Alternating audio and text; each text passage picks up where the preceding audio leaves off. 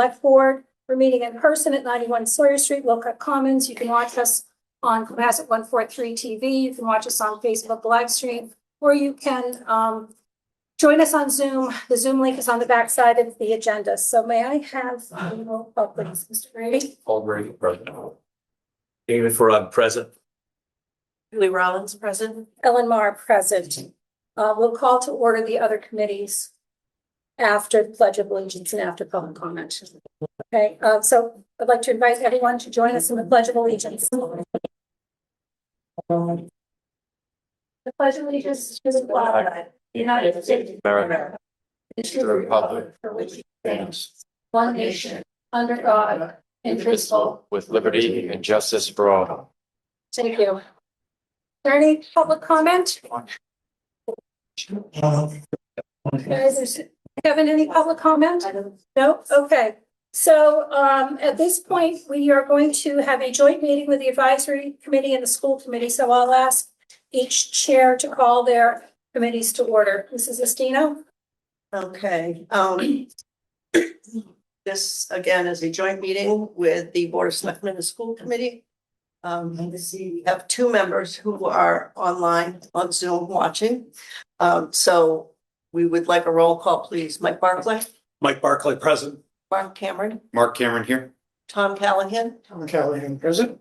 Courtney Murphy present, Hughes Gino present, Michael Flaherty, Michael Flaherty present. and Vince Thornton. Are you there? I'm here. Yes, thank you. Okay. Thank you. Okay, Ms. Lusky? I'm gonna call the roll call for the school board, school committee. Mr. Dial, Present. Mr. Evans, Present. Mr. McClellan, Present. Jennifer Lesky present. Jake Squatrito will be joining us. Okay, great. So as you can see, we have microphones scattered around the table. If it has the red light, it means it's on. If you don't have one directly in front of you, please speak up so that everybody in the audience can hear you. This room is not the best acoustically, and so that your comments and voices are captured on the recording, which this meeting is being recorded. So we're going to discuss we're going to have a conversation tonight about the FY27 school budget discussion. We have Superintendent Sarah Shannon and Finance and Facilities Director Sue Owen with us to do the presentation. So Superintendent Shannon, I'll hand it off to you. Okay, I think Jen's good. Or Ms. Lusky, Mr. remember? Chair, if I can just, Sure. thank you first for inviting us to be here with you tonight. We are happy to have this opportunity to come before you with our plan for the 26-27 budget for Cohasset Public Schools. We asked Superintendent Shannon to prepare a level service budget, and shortly Dr. Shannon will be delivering a comprehensive presentation that explains the process we went through, the district's needs, and a path forward. This presentation represents countless hours of work from central office staff, administrators, and responds to community input. My thanks go to all those involved in this work. You'll see a lot of numbers in this presentation, but I'd like to take a moment to highlight that while these numbers are important, essential even, to the operation of the school, the power of well-funded schools is often intangible. Yes, we are the district that has been lauded for its recovery from pandemic learning loss. Yes, we are also the district that has received Blue Ribbon recognition, has risen to the top in Boston Magazine and US News rankings, and has been recognized for advanced placement performance. But we are also the district that connects students to their environment through partnerships with Holly Hill Farm and CSCR. We are a district where students in grade 8 French walk to French memories and practice their French language skills. We are a district where elementary students write good luck messages to high school students taking AP exams. We are a district where teachers hold extra help sessions after school. We are a district where students are known by their teachers. We are a district where teachers write grants to bring innovative experiences and instruction to their classes. We are a district where students graduate with such a sense of community that they volunteer to serve on the Cohasset School Committee. Our district is a gem. It is the center of our Cohasset community, and the impact of a strong district goes beyond simple instruction of subject matter. The road we face is not an easy one. We are staring reductions in the face, and while this financial situation is not unique to Cohasset, we must approach this challenge with curiosity and creativity. Our goal is to maintain level service. Thank you again for the opportunity to be here. I will turn the floor to our superintendent, Dr. Sarah Shannon. Thank you. I think my presentation is about to go up. All right, so we are here tonight to share with you where we stand as of today with the public school budget. It has been a budget process that has evolved. I am incredibly grateful to all of the work that has gone into this presentation and into where we stand at the moment with regard to the FY 27 budget. As Chair Lusky said, the amount of work that the central office, that Ms. Owen, that all of the school leaders have put in has been enormous. And I really also want to thank the collaboration that I've had with and that as a town accountant, we've been meeting regularly, I would say weekly, to make sure that we're all on the same page and doing what we can in the best interest of the schools, but also in the best interest of the town, because I think that we are very much on the same page that the school and the town are one community and that we need to be thinking of that. And the schools are, as Chair Lusky said, the heart of the community. And so there's work to be done on all sides, and I think we're doing a good job trying to get there and being creative. So I'm not a fan of burying the lead, so this is the lead, and then I'll talk more about the details as we go. So this is really, I don't know why it says 225, but where we are as of today. So we've been fine-tuning our budget process. When I arrived last year, as you know, we were facing a budget deficit. Working with Ms. Owen, we really have learned a lot about the budget and where we have spending spikes and where we need to adapt. We, were really hit hard with things like utilities, things that were a little bit outside of our control, and we needed to adjust for those. So we've really been spending time in each individual line item of our budget to make sure that as we go into FY 27, the amounts that we're budgeting are tight and that they reflect actual spending versus, anything else that has been in those line items before. We've looked at a lot of historical data. We've done some projecting, and because of that, we feel like we're in a different place than we've been in, where we could make some adjustments from the presentation. Actually, I made to school committee just last week, where we think we can count on safely some of our offsets coming out of a couple of our revolving accounts and some of our grant funding. And so that has allowed us to go from an initial ask for level service of 11.88% to a level service request of 8.82%, which makes a big difference when you're looking at, potential shortfalls. And so in collaboration with the interim town manager, we know now that we are expecting about a 3.5% increase over FY 26, which is about $869,000. And that would leave us with about $1.3 million of a deficit from our level service funding. And we know that we need to find ways to close that gap. And so this presentation will offer up updated recommendations from our last meeting last week to close that gap. I do want to highlight that the recommendations are still draft because this is an ever-changing situation. You'll see as I go through that part of our savings come from retirements. We don't always know what our retirements are as of February 10th. You may not know what that looks like for real until April. And so those are things that we can't always account for. So if you want to switch this slide. But what we do know is that we have created last year a really strong, robust, and ambitious new strategic plan. And that it's this strategic plan that needs to drive the work of our budget. That we have very clear goals. As Chair Lusky said, we have an amazing school district, and there's room for us to continue to grow. But in order to do that, we need to set our sights on some very specific things and we need to work diligently to get there. And some of that work takes financial resources. It also takes human resources, and those human resources are our educators and our education support professionals.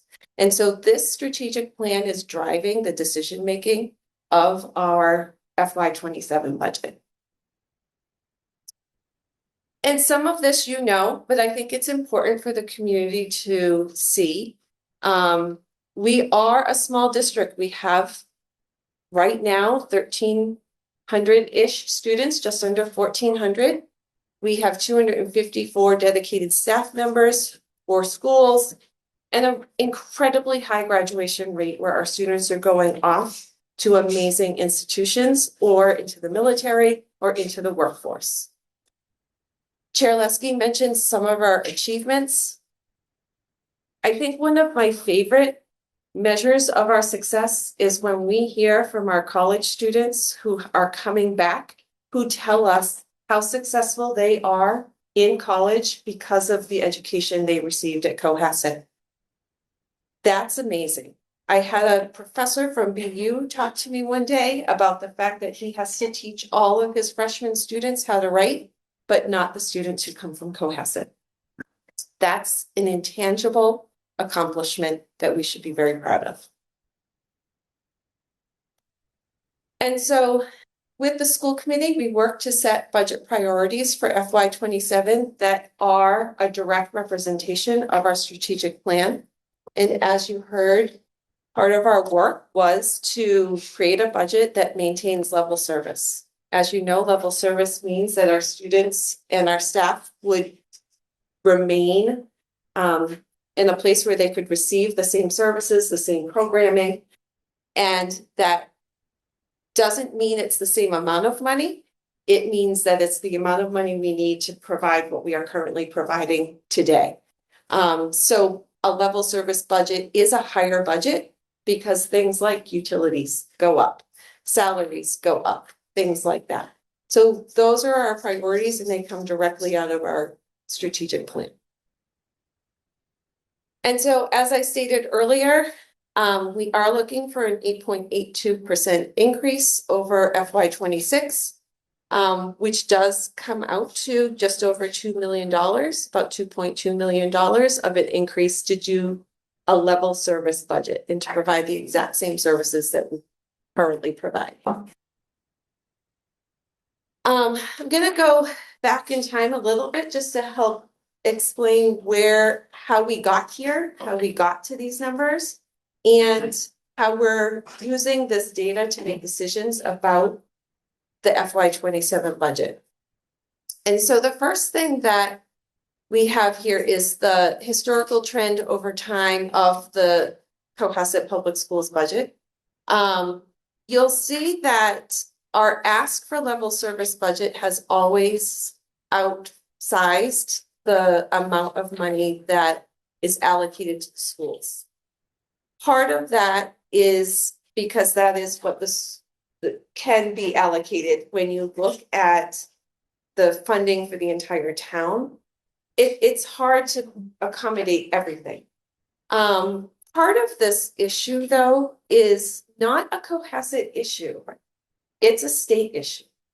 And for anyone who's been paying attention to municipal funding and school funding in the state of Massachusetts, town after town after town are facing these same issues because the structural systems that have been put in place are no longer supporting the municipalities in general or the schools the way they were intended.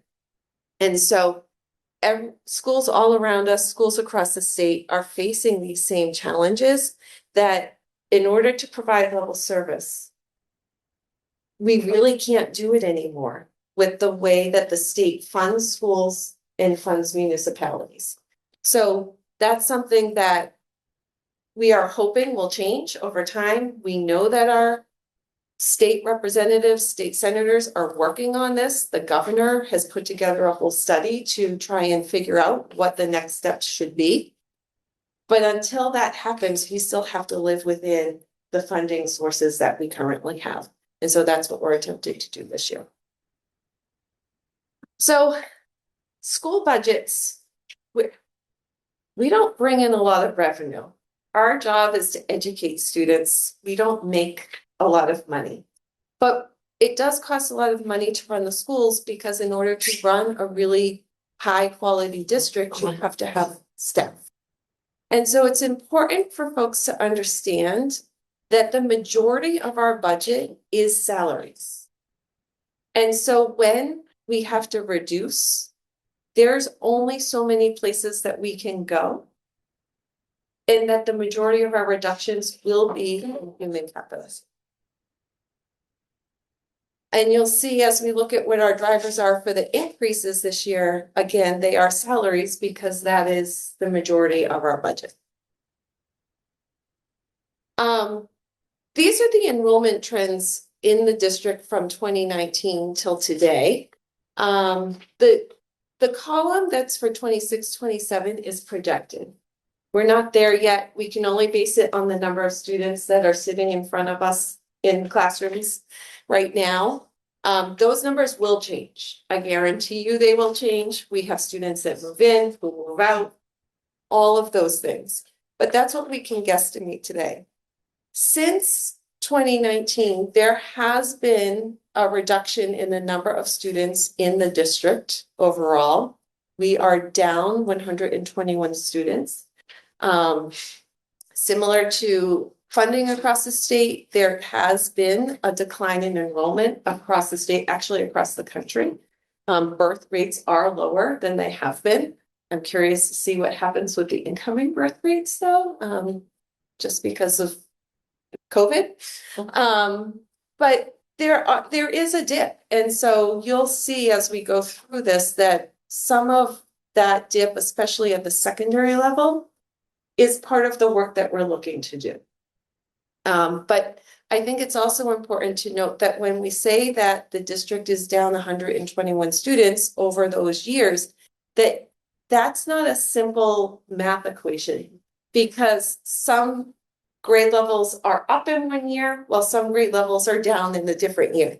It's very different because the number of students fluctuates per grade level and every year. So we took that number and we started to look at historical trends with regard to class size. And this is a slide that represents elementary class size from 2019 till now. And just as a, point of interest, I did start with 2019 because COVID changed everything. And so there's almost like a before COVID and after COVID in the world of education. So we really started the year of COVID and have moved forward from there. And so you can see that typically there are 5 or 6 classrooms in each grade level, that at the elementary school our class sizes typically range from 18 to, low to mid 20s. That is ideal class size range. We do try to keep our class sizes at elementary on the smaller side because that is where we are building the foundation for all of our students, especially at that K1-2 level. 3, 4, 5 can be a little bit higher, but we still want to build that foundation. That's how we get our kids to be as successful as they are when they get to the secondary level. So while elementary class size is easy to figure out, you take the number of students, you take the number of sections and you divide. It gets trickier as you go up. When you get to middle school, students start to have some choice. They choose French, Spanish, they choose band, chorus, and some of our classes at the middle school level, starting in grade 7, are leveled. And so students are placed in accelerated courses or non-accelerated courses, and that drives class size. You can't just take a number of students in a number of sections and divide and easily come up with an average class size at that level because that's not how a middle school schedule works. And having built middle school schedules for 9 years, they are jigsaw puzzles. And they are dominoes where if you make one change, it changes a whole host of other things. So what you see here are our average class sizes this current year. And you'll see that some of our class sizes are actually quite low. And part of that is because during COVID and coming out of COVID, our students were coming up to the middle school with gaps. And we really needed as a district to address those gaps to help catch our kids up. Because while we did a great job during COVID, it was still COVID, and there were things that our students were dealing with that adults were trying to figure out how to deal with. And so we really tried to minimize class size to give students as much intention and individual intervention as we could. We are now at a place where our students are performing at the same level or better than they were pre-COVID. And so we think that this is an area where we can begin to reduce some sections and increase some class sizes here as we move into FY27. So it gets even harder to talk about class size when you get to high school, because if we thought there were a lot of variables at the middle school, they become even greater at the high school. And so I actually am just showing one subject area here because it's impossible to show the entire high school. And this becomes even more complicated because of a few things. The first thing that's really important to note is that when you see the lines that are highlighted in blue, like English 11 accelerated and English 11 CP, those look like very small class sizes, 14 and 7, but they're actually together. So there are actually 21 students in that class. If you walk into that room, there are 21 students, and the teacher is differentiating for those students so that the students who are on the accelerated track are getting their work that's appropriate for accelerated level, and the students who are on the CP track are getting CP level work. But they're all together, it's one section, it's one teacher. And so that makes it hard to just put numbers out. But that said, we do have some subject areas where class size is lower, where enrollment trends are showing that students are choosing some subject areas or some electives over others. And those are places where we think, again, you saw the decline in enrollment at the high school, where we might be able to consolidate some things, and we may be able to increase class sizes a little bit, which would save us some money when we look at FY27.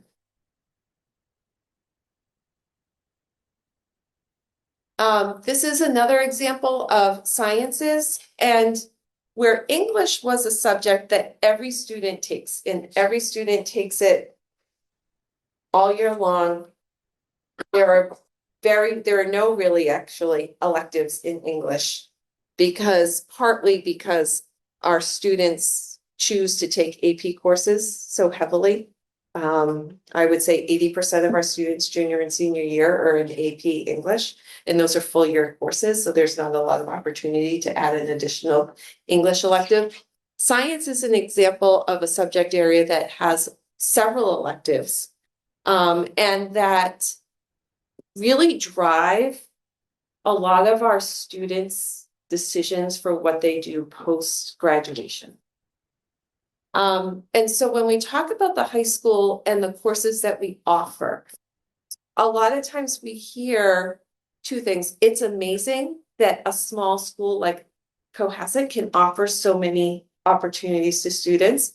And on the flip side, we hear, why does a high school as small as Cohasset offer so many opportunities to students? And there's a tension there because we want to offer our students as much as we can, but sometimes there may be places where we can offer a little bit less when we're in a financial strain. However, when we look at this, many of our students are taking these science courses, the environmental science, the marine science, and they're going off, and that ends up being their field of study. And had they not had the opportunity to experience those courses and explore those opportunities, they may not know that that's what they want to do beyond high school. So the other question that comes up a lot is about the block schedule at the high school. And if you take the time to really look at our strategic plan, you'll see that one of our goals, actually several of our goals, one of them though is to become a model district in the state and the country, because we think we have the capacity to do that. We are already so close to being that type of a district. And part of that means providing opportunities to students where they're doing more project-based learning, deeper learning. All of that is driven and enhanced by a block schedule. And the quotes that you see on the screen, they are taken directly out of the NEASC report. And NEASC is the organization that accredits all of the high schools in New England. And one of the things that they have highlighted as what is working and what is allowing us to be as great as we are is our block schedule. In addition, and if you could switch the slide, in addition, beyond what NEASC has said and beyond our goals in the strategic plan and the way the block schedule will allow us to meet those goals, we actually did an analysis of block schedule versus non-block schedule and the impact that would have on students. And what we learned is that the block schedule enhances the values and goals of who we are at the heart of our district. It provides increased time on learning for full year courses, which goes back to why that professor from BU is able to say that Cohasset students are some of the best writers that come through as freshmen. It allows our students who require services through IEPs and 504s to get the amount of support that they need to become who they end up being when they graduate from Cohasset. And to give you a couple of examples, when we took a schedule of a student who's on an IEP, who is graduating this year, and we looked at it as a block schedule and as a non-block schedule, that student who did not start as a freshman in a higher level math class, because of the amount of intervention she receives, because of the way the block schedule allowed her to take the foundational math classes freshman and sophomore year, she's taking calculus as a senior. I can tell you, having worked in multiple other districts, to allow students to switch levels and to take that higher level math class when they don't enter high school at that same level is almost impossible. But it is something we can achieve in Cohasset and that our students can take advantage of because of the block schedule. We looked at another student schedule who is currently, again, a senior, who has a high GPA and has had the ability to take several AP courses. That student, if we took it so that he didn't have a block schedule, would have to have made choices and taken far fewer AP courses and actually would have a much lower GPA, which would have limited the options that he would have potentially had when looking at colleges. So the block schedule not only supports our goals, but it allows increased access to AP courses. It allows more choice for students to explore their academic and career options. And I think most importantly, provides the flexibility for all students, especially those who are on IEPs and 504s, to meet their academic goals because of the amount of intervention time that they have and the amount of opportunity they have to switch and take advantage of higher level courses. So I think there's a great benefit to the block schedule. So we also look not only at trends in class size, but also staffing. And you can see that there's been some variability here.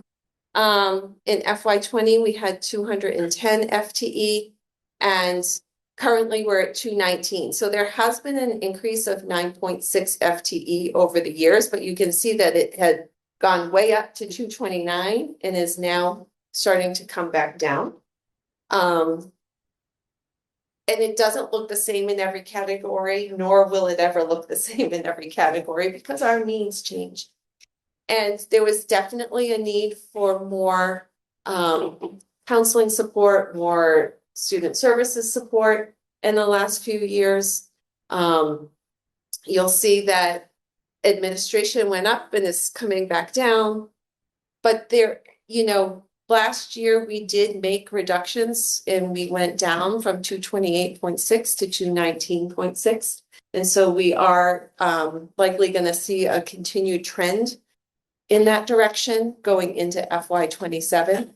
And I think that given our dip in enrollment, that's appropriate. But we also need to make sure that we're using the data to determine where we can make some changes so that we're having as minimal of an impact on our students and our staff as we can. So this is a utility cost analysis. And while this slide is helpful, I actually think the next slide is the most telling. So a few years ago, before I arrived, 3 years ago, we did we had folks come in to do a analysis of all of our utilities and provide recommendations as to how to save. And through that, they made changes. We changed out all of the light bulbs, all of those things. Everything they told us to do worked. If you look at this analysis, you will see that our utility usage in every area has gone down. Our spending in utilities has exponentially grown. That is something we have absolutely no control over, and we have to accommodate for in our budget. For me, that's a hard thing because that means every time our utility costs go up when we have to make reductions, I have to reduce a staff member or the professional development that we need in order to get to our goals. But we don't have a choice. So I think that's important to note, and we have contracts, but even recently we received a notice from our provider that said the costs are going to go up again. And there's just, our hands are tied when it comes to utilities. We also did a deep dive into athletics. Because our costs in athletics are high. However, the number of students that we have who participate in athletics at Cohasset High School are enormously high, especially compared to other districts. 86.4% of all Cohasset High School students play at least one sport, and many of those students are participating in 2 or 3 sports. That is what our students are choosing to do. It's where they choose to spend their time. And when Principal Scott did a survey about what students learn and where they learn, many of them commented on how much they learn through their athletic experience, both about themselves, about life, and the benefits that they get being part of a team or a sporting event. This is very tiny from here. So we've looked historically at the spending with athletics, and there definitely is a fact that it's costing us more to have all of the sports that we have, because to bring in refs, to use transportation, all of that costs more. Part of the issue this year is that our revolving account a few years ago was spent down. We now need to bring that revolving account back up to offset the operating budget when it comes to athletics. We're in the process of getting there. Last year, we increased the fee to play a sport from you would think I would know, I've paid it so many times, $250 to $425. And so we are getting there. It will allow us by the time we collect for spring sports to be in the positive with our athletic revolving account. And it will allow us to start to build back our revolving account in FY 27. There's a fine line though, because we don't want to spend that revolving account all the way down again in case we get into some trouble, which I don't think we will. But our goal really is to start to build that back up to a certain level. So this year we're trying to take on some of that cost in the operating budget. And as we look at these, we're also looking at what individual sports are costing us. This was a really interesting exercise. I could only compare the fall sports of 25 to the fall sports of 26 with the change in athletic fee because we haven't completed the winter sports season yet. So I don't have the true numbers there until, I don't know, maybe mid-March. But you can see that there is a little bit of a difference with the increased fee, but that it was interesting to me to see how much some of these sports cost per child, and per, athlete. And so it's something that we're looking at. It's something that we're trying to think a little bit about, but at the same time, it's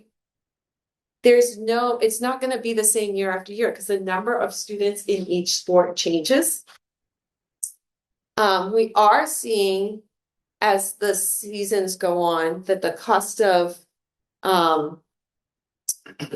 transportation is going down for athletics because we now have the van and we have an additional bus, which actually is making a huge difference for our out-of-pocket costs when we have to outsource transportation.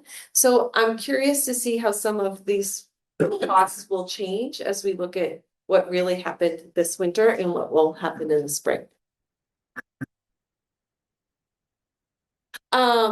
So this is just the winter sports. Again, this was last year. As I get this year's numbers, we can update this. And then if you go into spring is similar. Last year's spring sports obviously won't have the real numbers until probably end of June, July for spring sports.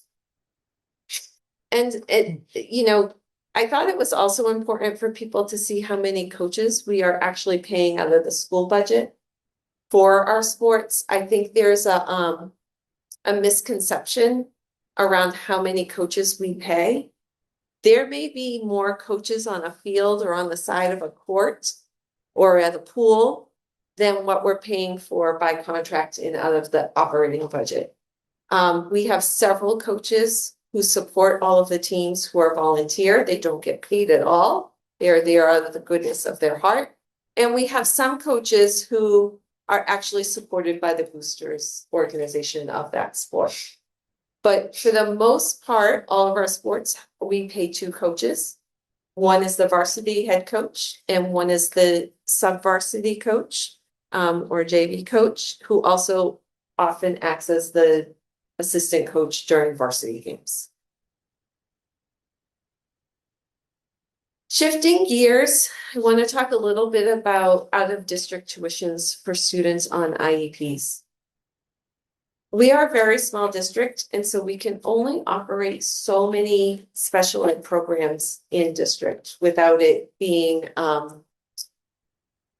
inefficient cost-wise. And so, unfortunately, though we try to keep as many students as we can in district because I think it's good for kids, I think it's good for the community, sometimes we can't provide the level of service that those students need. And so when they go to an out-of-district school placement, the tuitions for out-of-district placements are guided by the Operational Services Division of Massachusetts.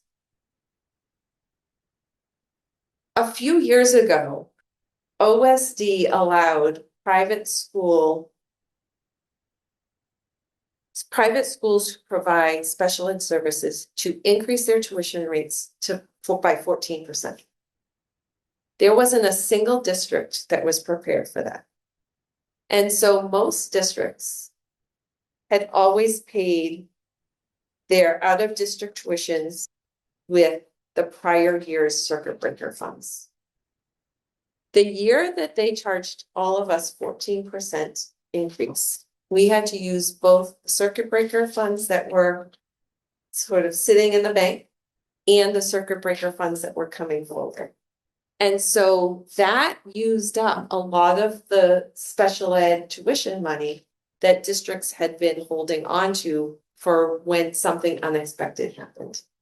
We are slowly trying to build that back up, but after the year they did 14% increase, they did a 4.69% increase, and then a 3.67. It's finally coming back down to 3.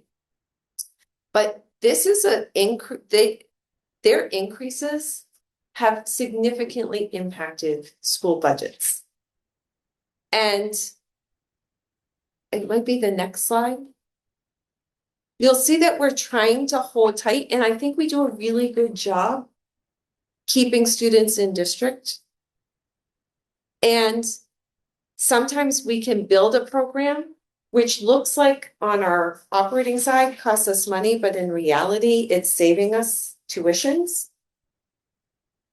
Maybe some slides. No, you're good. But I think it's important to recognize that people talk about circuit breaker reimbursement because that's where we can help fund the out-of-district tuitions. While we get 75% above the foundation amount for circuit breaker, this is an area where, you know, if you're talking to a state rep or a senator or anyone else in government, where they're trying to increase the reimbursement rate of circuit breaker from 75% to 100%, this is an area that will have direct and immediate impact on all districts, but especially this district. And so that's something that they are working towards, but again, it's not there yet. And this is an area where we don't have a lot of option. We don't control the tuitions, but we have to pay the tuitions. Equally as difficult is the transportation for out-of-district tuition, out-of-district placements. They are completely unregulated. There is a bill that is being put forward to try to regulate out-of-district transportation operations, but it is not there yet. And we still have to get our students to and from the placements that they're at. And so we are at the mercy of many of these transportation companies. And you know, Michael Stapleton, who's our director of student services, and his assistant Teresa do a heck of a job trying to negotiate rates and find the cheapest services that we can, but still it is very expensive. So all of that said, last year we were looking at some of those same things, some of those same issues, and we had to overcome the gap that we experienced last year. And so we had to work to close a $1.2 million budget gap. And we did that in a variety of ways. We froze professional learning. We increased fees for families, which I know was not popular and has an impact on every one of us who send our kids to the Cohasset schools. And we reduced staff. We reduced staff from ESPs to custodians to office staff to administration. And it was hard, but we did it and we're making it work. And tiny. So as we looked at this year, this is where we were last week. This is when we were saying we needed, in order to maintain a level service budget, 11.88%. But as we've continued to work and we've looked at every single thing we spend, every single line item, we also started to look at the idea that if we are budgeting better and budgeting more accurately and more appropriately for what we actually spend, could we look at our grants, could we look at some of our revolving accounts and could we start to bring that number down? Because we know that that's there, so we can count on those, some of those offsets versus waiting until the end of the year to offset some of our spending. And so we did that. And so if you want to switch slides. So these are the grants that we received this year. And as we look at what we can count on, unfortunately, it's not all of this that we can actually count on. For some of our money is federal money and some of it is state money. And we can't count on federal money right now. 2 years ago, we received $0 Title I dollars. This year, we weren't even sure we were going to get the Title I and Title II dollars until well into the school year. And whether we get the grant money or not, we still have to provide the services. So we felt comfortable knowing that we could count on some of this money, and we'll talk about that in a minute. If you go to the next slide. We also felt like we could count on some of our revolving accounts. Now, I realize when you look at athletics, it's still in the red, but it will be in the black. And we start collecting fees in March. It will be there by the end of March. And if we assume, you know, the number of students who are participating in athletics next year and the rate that they pay per sport, we assume that that will be becoming healthier as time goes on. Kindergarten transportation, we know that those are going to be, you know, funded as well. So we looked at those, and if you go to the next slide, we tried to recognize some of that in our line item overview. Again, I mentioned earlier, we can't always know what retirements are. But knowing what we know right now, we think there's going to be about $100,000 in savings with retirements. We think we should receive at least $225,000 in kindergarten tuition fees for full day K. We don't start kindergarten registration until Friday. So I did not feel comfortable going to the full 300,000 because we don't know what the numbers will be. So some of these numbers need to still be flexible. We should have a better sense of what kindergarten registration looks like by May. But even that, this year in May, kindergarten registration was about 80. You saw that we have over 100 kindergartners, but we don't know that all the time until June, July, sometimes even August. So some of this is really hard to predict. We think we can guarantee about $125,000 from our METCO grants, and we think we can guarantee about $200,000 from the special ed, 2 of the grants. And so that allows us to bring our level service request down to 8.82. You want to switch slides? Then you can switch slides again. And so we know that that leaves us with about a $1.3 million gap. And so right now, here's how we're trying to bridge that gap. We think we can save about $50,000 from the original ask in instructional technology and facilities. We think we can save about $200,000 in supplies, materials, professional development, curriculum, and instruction. And with that, I want to make one comment. And I shared this at school committee last week. There is nobody better at making do with less than teachers. We have kids sitting in front of us. They are little itty bitty kids who are 5, 6, 8, 10 years old, and they are older kids. Every teacher is going to do their best job to make sure that kids get what they have, whether they have as teachers what they need or not. That's what teachers do, and that's who the teachers in Cohasset are. So when we say we can reduce that by $200,000, that means those teachers are going without. And they're probably making up for it from their own pockets. It also means that those goals that we have in the strategic plan, we're gonna be strapped to make some of those goals happen. Because I can't provide the professional development that the teachers need to get there. If we want teachers to start doing more project-based learning, if we want teachers to think about rethinking grading, we can't do that without funding. And while I can go out and try and get grants and try and find other money, it's hard for a district like Cohasset to get that because we don't have the population here that DESE, the Department of Ed, will support. And so it becomes hard to do this work without local funding. And right now we have a lot of momentum and we have a lot of buy-in with our strategic plan. And cutting the funding to provide the support for teachers to do that work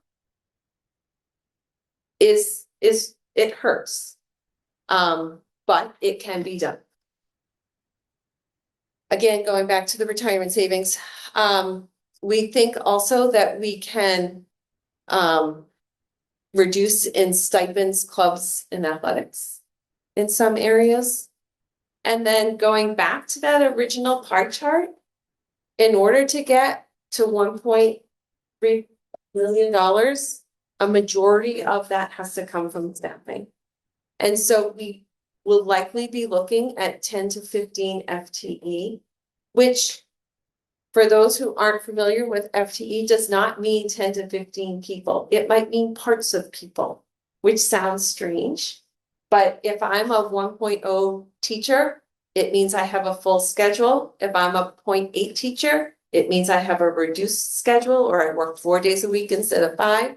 And so we're looking at all of those different things and we're looking at everything from classroom teachers to district office to central office to everything. Nothing is off the table to get to that number and to get to that FTE. And we think we can get there. But solving the problem for this year is not going to solve our problem long term. And I am committed, and I think the school committee is committed to finding ways to sustainably support our school district as we move forward. Because we are going to face the same problem next year and for FY 29 and 30 if we don't do something differently. And while I think we can make some shifts this year in FTE that will align to the declining enrollment, if we keep doing that into next year, even this year, we're starting to impact opportunities for students, intervention for students, and it will only get worse as we go into FY 29. My job is to make sure that we are not only maintaining the excellent district that we have, but growing it. And to do that, we need financial resources. And so we've been having conversations about how we do that, looking ahead to FY 28 and how we can use this time until, fall to really look at what it would take to support the district financially for the next X number of years and how a potential Proposition 2.5 override could support that in a sustainable way, not in a way where we're asking people year after year after year for funding, but in a way where we say, if we're asking for this now, it will hold us over until FY, whatever we decide. And at that point, we may need to come back unless they've changed the funding formulas or they've made some changes at the state level. But our goal is to not be reactionary. It is to really look at the long game and figure out how we solve this problem in Cohasset for the next several years. Go ahead. We are also balancing that with the fact that we have been accepted into the MSBA core process and that while a Proposition 2.5 override will help us maintain service on a day-to-day. That we will need to look at some debt exclusion overrides in order to move the school building process forward as well. And so there's still work to be done. I've said it several times, things are still changing day to day. If you saw the presentation I made last week, it is different than the presentation I'm making today because information has changed, situations have changed. So we are continuing to do this work. We will continue to provide updates at each school committee meeting. We will have a public school committee budget hearing on March 18th at 5 o'clock before that school committee meeting. And then school committee will vote on a proposed budget for March 25th. But there's a lot of work that will be and can be done between now and then. And so that is where we are with the FY27 budget, and I'm happy to take any questions. Thank you. Let's start with advisory. Does anyone have questions for schools? No? No? Actually, I just like to ask a little bit about the state funding. And I mean, in particular, a couple of years ago, there was a tax increase passed, which the purpose of it was for education. Yeah. And there's been billions of dollars collected. So I'm just curious what communication is coming from the state about where that's going. I know it's targeted maybe other places than kind of public schools, but it seems to me, given this is a statewide issue, that maybe the lens needs to be refocused in a more appropriate place. So I agree with you. And I think that, well, I know originally a lot of that funding went to higher ed, and it's paying for the recent shifts, especially in community college where students can go for free. That was a big part of that tax. It also has been paying for some of the fully funding for the SOA grant, Student Opportunity Act grant, which we actually, even though we have to do all the work for, Cohasset receives $0. So it's being used when they talk about it being used for education. They're talking about beyond K-12, and a lot of that money has gone beyond K-12. I would hope that at some point, maybe they reconsider how it's being used, but that is definitely the governor's decision as part of her budget. And so my hope is that when she gets, they actually, I think, are just getting to the point where they're giving a report of the study they did of all districts. They held several hearings where local officials, a lot of superintendents, school committee members were able to speak about the financial situation at the local level. And so my hope is that when she gets that report, that might be a part of the thinking, but I don't know. It's a great question. Oh, thank you. I mean, I just don't know what the pushback is. Can't have good community colleges if your K through 12s don't have the base. I agree. Anyone else? No? Diane is cheering. Vince or Mike, do you have questions? No, but I think Diane does. Thank you. Can I speak? This is Diane. Yes. Just a couple of quick requests, more than probably some questions. I mean, the advisory committee is going to be listening to budget presentations from, you see my little kitty cat here, from other departments that have, just like the school district, has some real structural challenges, both for this fiscal year and upcoming, as well as all the capital needs in the town. So I'm just, I would like to have a bigger conversation going forward in how we're going to address this as a community. because the schools are facing it, the police, the public safety is going to face it. And just a couple of requests, Michelle, that might help us as we go forward in these budget discussions. If we could see kind of an FY 25, 26 budget plus the actuals, that could help, because we're looking in most of the departments as what was budgeted. And I know things move around a lot over, in the course of a year. So that was the tail of the cat knocking a picture off the wall. So, and then really quickly, and then I'm going to mute myself. If we could have a copy of this presentation, because I think it differs from the last one that we received. And thank you very much. Thank you, Superintendent Shannon. Nothing else from advisory? Select board? Julie? No, I thought your presentation was very clear. Thank you. Mr. Farag? Thank you. I want to thank you for the presentation. It was very comprehensive. I would just tack on to what Diane Kennedy said is regarding not just 25, 26, but from the 5 years of having the actual spending for those 5 years, so we can see it versus what was budgeted, and then see where the bend in the budget is on a few of the things.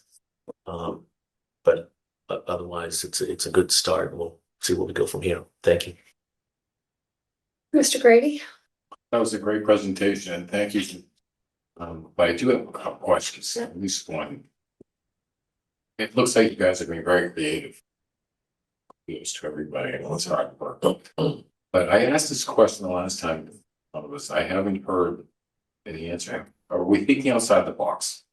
Regionalization, it would be every town, everybody knows that other towns are in trouble. I mean, and I still haven't got an answer to that one.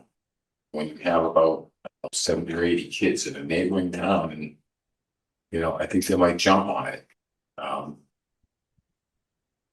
We play hockey together, kids play, they know each other. And it seems like the question's always been the elephant in the room, because nothing ever comes of it. And, either, no, we don't want to regionalize, or, gee, we'll look into it. Combining that and maybe mixing the kids, all good kids, they all want an education, they all want to go to college, or they want to go into the military, or go on with their lives. But kids are kids, as far as I'm concerned, be it Cohasset, be it Hull, or anywhere else, they're kids. It does frustrate me, I'll be honest with you, that I have not heard a response from anybody. I've asked a number of times. And so we're going to just think about the override in 2.5. Again, I respect it, I appreciate it. It's kind of a band-aid moving on. As you said yourself, we don't know what the future is going to bring. That brings me back to regionalization. And then moving on to the MSBCA, I know the thrust for a lot of the studies has been geared towards brand new schools. Former superintendent said himself, don't pay if we're getting a new school. A number of times. Are we looking into the existing buildings, what we have now that aren't that old? Wouldn't the thrust be better served not only in the town, the taxpayer, but for the kids, because we'll still have to move them, we have to relocate, that opens up a whole new can of worms down the road. Instead of a comprehensive rehab altogether, which would lessen the burden on the town, because no matter what MSBCA is going to come up with, we're still looking at, I would guesstimate $300 million. And that's on top of the Band-Aid that we put it on for an override. I think we're doing override comprehensive, that's going to include that. I think that we should have some definitive answers going forward as to where we want to go as a town. The buildings to me they need some touch-ups. Do they need to be torn down? Do they need to be replaced? Do we need to find a new location? Buildings aren't that old. I would love to hear about regionalization and where the thrust of this MSBCA study is going to take us, because they each come back saying new school, new school. I worry, and this is not an accusation, purely speculation, that the focus has been on getting a new school and not looking at what we have, at least with a holistic approach of both. Maybe new schools are the way to go. I don't know. But I think we're better served taking a look behind the scenes. So we as a committee and as a district have not had any conversation about regionalization at this point. And I don't know if that's a conversation that the school committee is interested in having, we've not had it yet.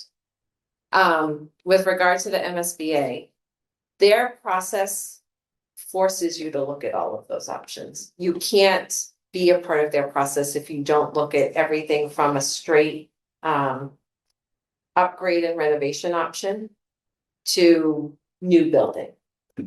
They force you to look at all of those options. Will they ask you about regionalization? Because again, we talked about. They might. About a year ago, I believe. Yeah. And again, so again, no one's looking at it, so. Yeah, that's- they might, but I don't know that they can. But they will force us to look at all of the options when it comes to a building project. So the MSBA's process is not to just create new buildings. They want a district and a town to do a project that is best for that community. So they make you look at everything. And what will happen is in the near future, because our process starts in April, kicks off in April, we will at that time create a school building committee. And that school building committee will be comprised of people from the schools, people from the town, people from the building offices at the town hall, parents, teachers, whole host of different types of people and stakeholders. And that is the committee that will look at all of the information that comes out of the feasibility study and decide what the best option is for the future of the school building. Whether that's just a renovation, whether it's an ad reno, whether it's a new building. There's it's an incredibly structured process that the MSBA puts you through. There's a rubric that every district has to use when making that decision. So it's not a decision that we as a school or we as a school committee can just say, yep, we want option D. We actually have to have this multi-stakeholder committee that uses a very structured rubric to make that decision. And so that's how that decision is made, and we will look at everything. Everything is on the table. Nothing is off the table at the moment. And if I may, Mr. Grady, I can respond to your question on regionalization. We have not had a formal discussion at the committee level, but when I was chair speaking with our former superintendent, we did talk about regionalization as an option, and what it would look like. And the reality of regionalization for this community is there's really only one option, it's Hull. We're not going to I'm sorry? it would be Hull. We wouldn't be regionalizing with Hingham or Situate or Norwell. No, I realize that. That's what my focus was. There's two problems. There's one fundamental problem I have with the regionalization, and that is, and it may be personal to me, but I went to private school. And one of the downsides of going to private school for me was I was not as in touch with my community. I was not in touch with these common stories that my friends would have who went to public school. Now you might say they're just kids in Hull, they're just kids here, they can have community that way.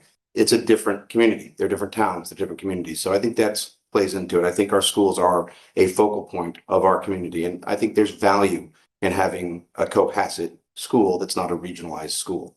So there's that as a symbolic message. For a practical logistical message, Hull's a very odd shaped town, very peninsular. Their high school, all the way at the very end, not an ideal location for Cohasset students.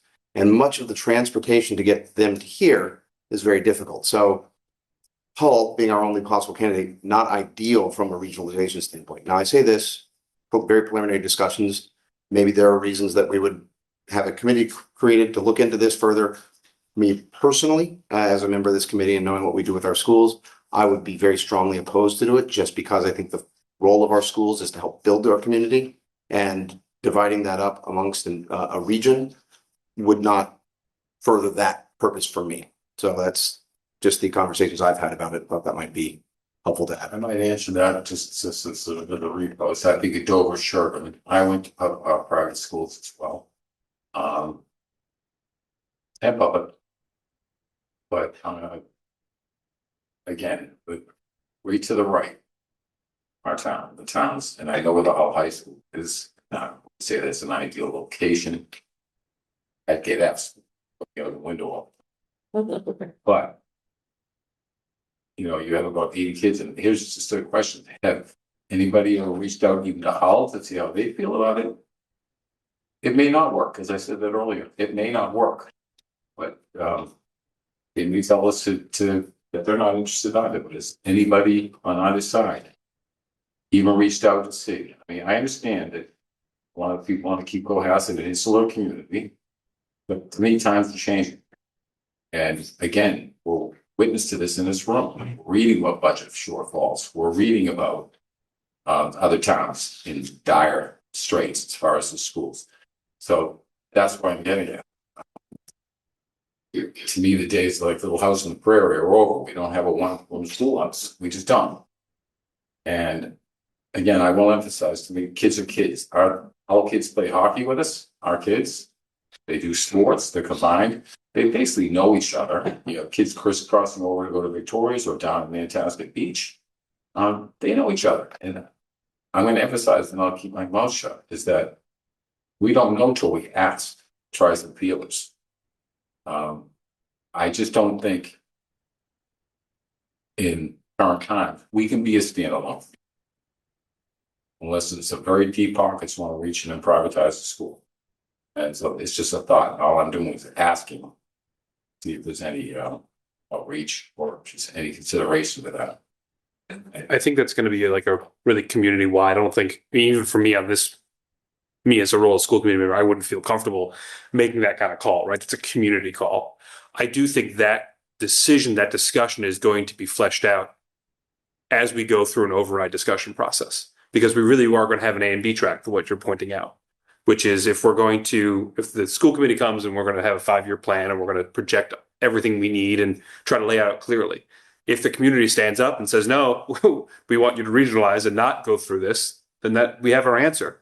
But if the community and the parents give us an answer, say, yeah, for the next 5 years, we're going to support a tax increase in order to continue to fund our district the way it is, that's a community conversation that will tell us where to go. So I think for now, that conversation is going to start taking place, but it has to be with everyone, and people are going to have to decide where they put their money. I agree with what you're saying. No, totally. And we option out. Yeah, for sure. Thanks.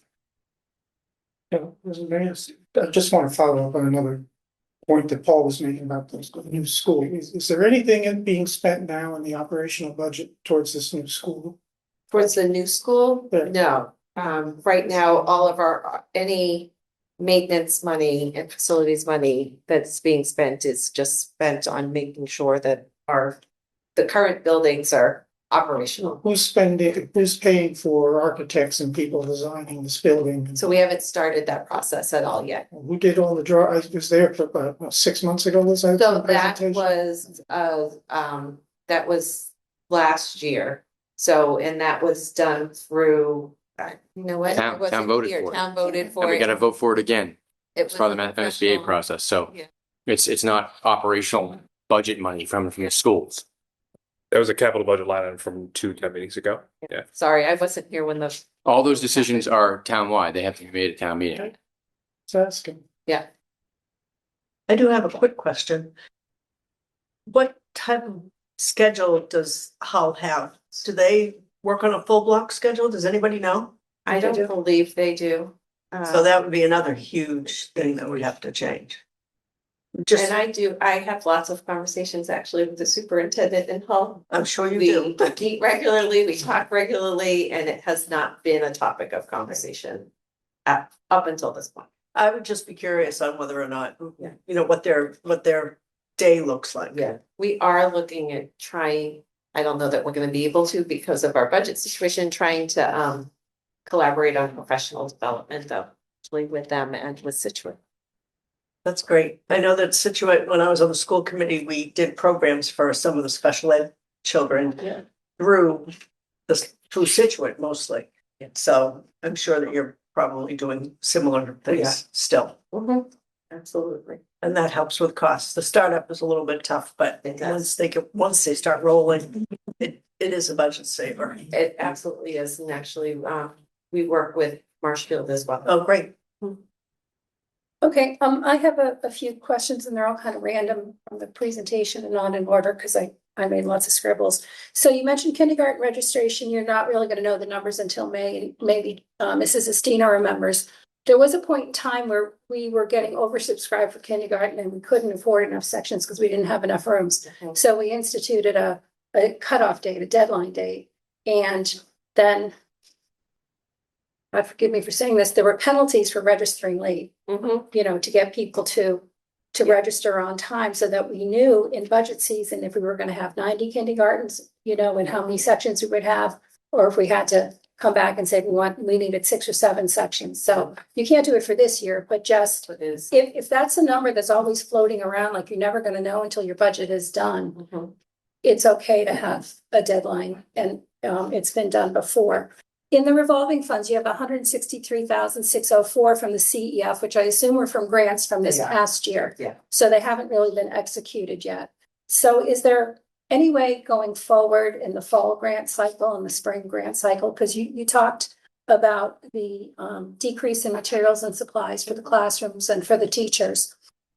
Is there any way, and I know it's not the purpose of CEF and PSO, but is there any way in these extraordinary times that they could accommodate grants for some of those really critical things that are getting slashed from the budget? And I know it's up to each individual teacher, but it might be a way to shore up some of that cut that you said you have to do, along with professional development. I don't know how much CEF funds professional development these days, but you know, take it out of some of the traditional grant content that has been done in the past and see if they could help out. We started to have that conversation. Oh. In this last cycle, we actually had the conversation specifically about professional development. Okay. Still having conversation about it. Okay. I'm going to concur with Mrs. Kennedy, and any reporting against the past should always, in my opinion, be against actual. Okay, not against budget, because then you just tend to repeat the same thing over and over. And I've talked to Michelle about that too on the town side. If we just look at what we budgeted against, not what the reality is, i.e. utilities, we're never really going to see the trends. So it might be some of this, though there was one that was budget. There was a historical trend spreadsheet and it said budget. So I didn't have time to go back and look and compare against the actuals, but I would agree. We need to see the actuals to see what our baseline is. We talked about, you mentioned enrollments all over. I've seen them, you know, dropping in most every district. The only place enrollments are increasing are in vocational schools. So we as a town will need to watch our enrollment in South Shore VoTech because that comes out of the town side. Where districts in public schools are having, you know, mid-single digit to low double-digit decreases in enrollment over, you know, the last few years. Those districts, those vocational schools are increasing, not dramatically, but at the same rate of it, they're increasing at the same rate that public schools are decreasing. So we're going to need to watch that on the town side. And then the other comment I have, and I think I made it last year, and I'm going to make it again, because it's an area near and dear to my heart. I probably know, well, not anymore. I used to know as much about athletics as most anybody in town. But as I look at the plethora of celebration for our athletes, and I look at the banners of the seniors that are done beautifully and professionally, that hang in the gyms and hang on the fence lines. As I look at the beautiful flowers given to the seniors' mothers from Winston's and the balloons and the swag and the gifts, it's all lovely. But sometimes flowers from Shaw's are just as good. And sometimes a smaller 8x10 for the kids is just as good because, and Jake is nodding his head, they leave them. They leave those banners. You know, and you think, oh, it's only 4 kids. It's only $25 a banner. It's $100. But you multiply that out over all the sports. That's a lot of money that could help. And I recant when the district was in a very similar situation in 2006 and 7. And the athletic director called all the boosters in and said, we can't have JV sports. We can't afford it. Can you help us? And every booster group stepped up and funded JV sports. Now, I know you mentioned that there are a lot of booster groups that fund coaches, which is terrific.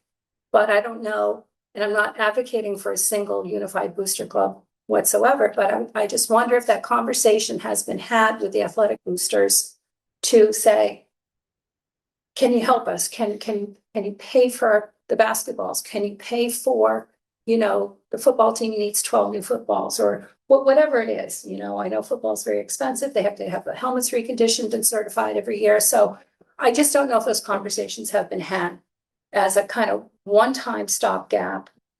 And Jay, correct me if I'm wrong, the kids aren't going to miss the banners, are they? Hold it. Ours is weird. Sorry. Sorry. There you go. Oh, Okay, I think this is working. yeah. I absolutely agree with what you said, and overall, I actually come at this. We had 86.4% of Cohasset high school students play one sport. I'm in the 13.6%. I didn't play a sport in school, so I do have to agree with you. But another reason that I think it's something we should look at is because I think it is an easy point for community engagement and support, which is something we've talked a lot about as we looked at the budget, which is how do we rally the community behind this and how can we potentially get them to support that? And I think athletics is a major place where that is something we could receive that support in. Okay, great. Thank you. Yeah, and I'm glad to hear the athletic revolving fund will get back into the black. We used to run average monthly balance about $45,000 a month. So it was quite healthy. And there were times when, we needed to pull into the operational budget. Mr. Grady's going to have another question. I just want to make sure I get through all of my questions. I was glad to hear about the differentiated instruction in those, because some of those class sizes did seem small. Okay, that was all my comments and questions. Mine's fast, just that popped into my head. I know that the teachers are up for negotiations as of June 30th. Do we have any projected impact on what these numbers are gonna be?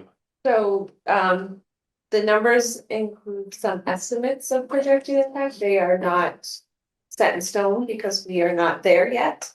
So they could go up or down, but we tried to project something so that we're not caught by surprise. Thank you so much. Okay, yes, Mr. Evans. I just want to follow up one thing on you mentioned about budgeting actual versus budget. Yeah. And if you do look at the numbers on year over year, you'll see that a few line items are much higher than the budget for 27 are significantly higher than they were for, let's say, 23. That's a reflection of us budgeting for 27 based off actuals. And that is most reflected in utilities, where our utilities costs have never been fully captured. I think that was $400,000 of 2 years ago when we had to, this town was kind enough to give us that free cash infusion. I think 40% of that was a utility line item gap. So our budget here is much more focused on reflecting the actuals, to your point earlier, which is a different character than the budgets previously had. So if things look different, that's because we're capturing that, not because we're changing where we're spending our money. Yeah. Correct. Okay. Do you guys have any questions for us? Any requests? Just to keep, my apologies. I was going to say, the momentum about having a discussion for an override. The next 5 years we'll have the teachers negotiation done, but these increases are going to continue to get worse. And I think it's been at the tip of our tongue for a while. And this district, especially this year and last year, has made smart adjustments to right size the district, but we're at the end of that. And the momentum from here on out, from my perspective, is to get us ready for a strategic execution of what we're going to need for the next 5 years. That's where my focus is. And that we really need your support here. So all the questions you have about what we're doing now and how they're important, if you give them to us, we want to answer them because we want to be prepared for the larger conversation. We want your support We want to convince you that this is necessary and answer all the questions, get all the information out there. So this might not be the right thing to do, but I'm just gonna put it out there anyway. Would it not be prudent maybe to get a working group together, someone from advisory, someone from select board, someone from school, someone from the town manager's office to start brainstorming on what you just said for FY 27 going forward? I think we should do that as soon as possible, because the other thing is the earlier we can have these conversations, the better we can plan for FY 28. We don't want to be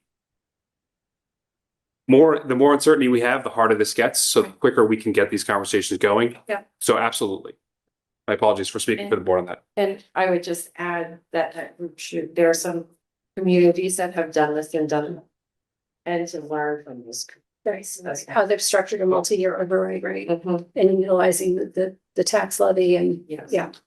Okay, Yes. yes. I was actually gonna ask both, but so another thing to think about though is that the working group is necessary to start figuring out what each department is going to need so we can put together a comprehensive package. But at the same time, what we don't want to have happen is that we put this concept together sort of behind closed doors, for lack of a better phrase, without sort of engaging the community in an appropriate process before that happens. Because what will happen is that we will come up with these grand ideas, and that it sounds good to the few stakeholders that were involved and very intimately involved and knowledgeable about the details. But then it will be rolled out maybe a couple months before town meeting, and probably poorly publicized just because it's hard for people to get their hands around things. And then it will be met with, I think it will confront a lot of challenges at town meeting. So I think we have to do it on parallel paths, because we have to remember that all of us in this room right here, we're serving the community, and we need to make sure that everyone's aware. And it's hard. Despite our best efforts, sometimes it's hard to get everyone aware of these things.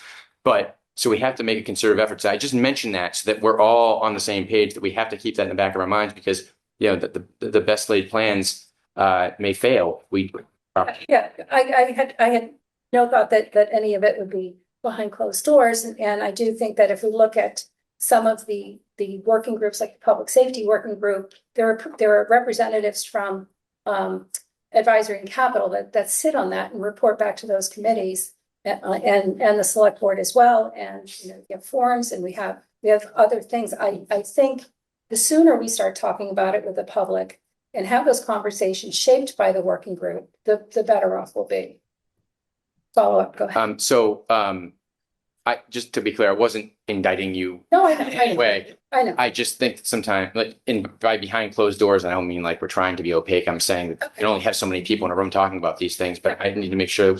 To me, we just want to make sure that we're broadcasting all those conversations, subject of them, simultaneously to the public. That's all. I wasn't suggesting anyone in this room thought that it was a better idea not to involve anyone. I just wanted to make sure it was in the forefront of all of our minds. Good.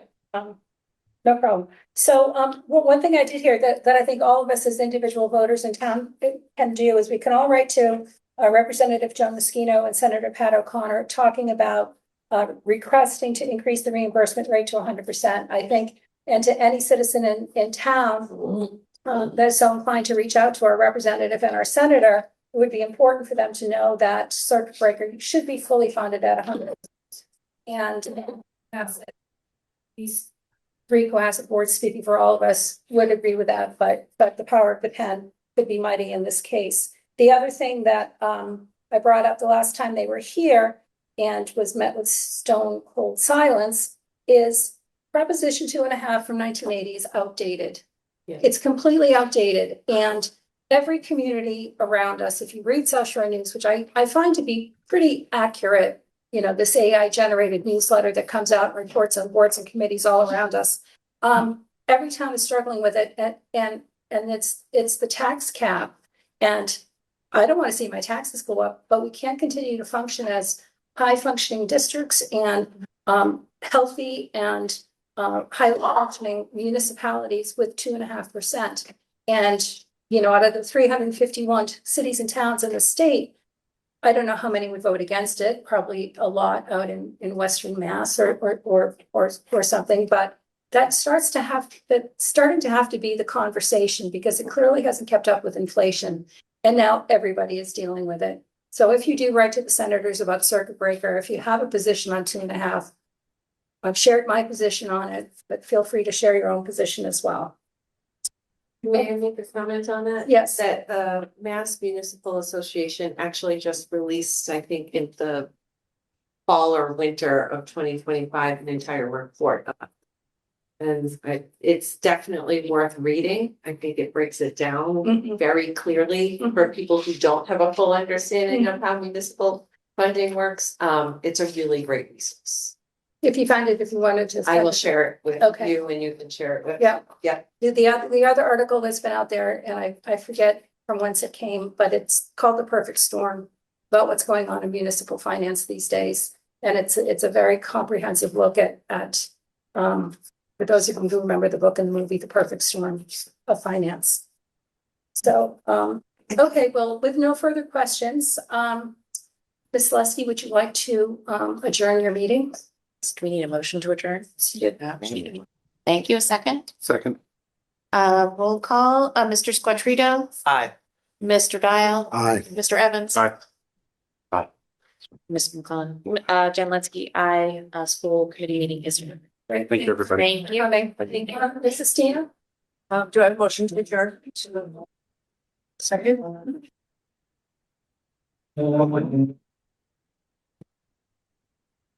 Okay, all in favor? Aye. Of Barclay? Mike Barkley, aye. Mark Cameron. Thomas Callahan. Courtney Murphy. Aye. Aye. Diane Kennedy. Diane Kennedy, aye. Vince Thornton. Vince Thornton, aye. Said I. Did I? He did, yeah. Okay. Okay. Aye. And Mike Flaherty. Same issue. Michael Flaherty, aye.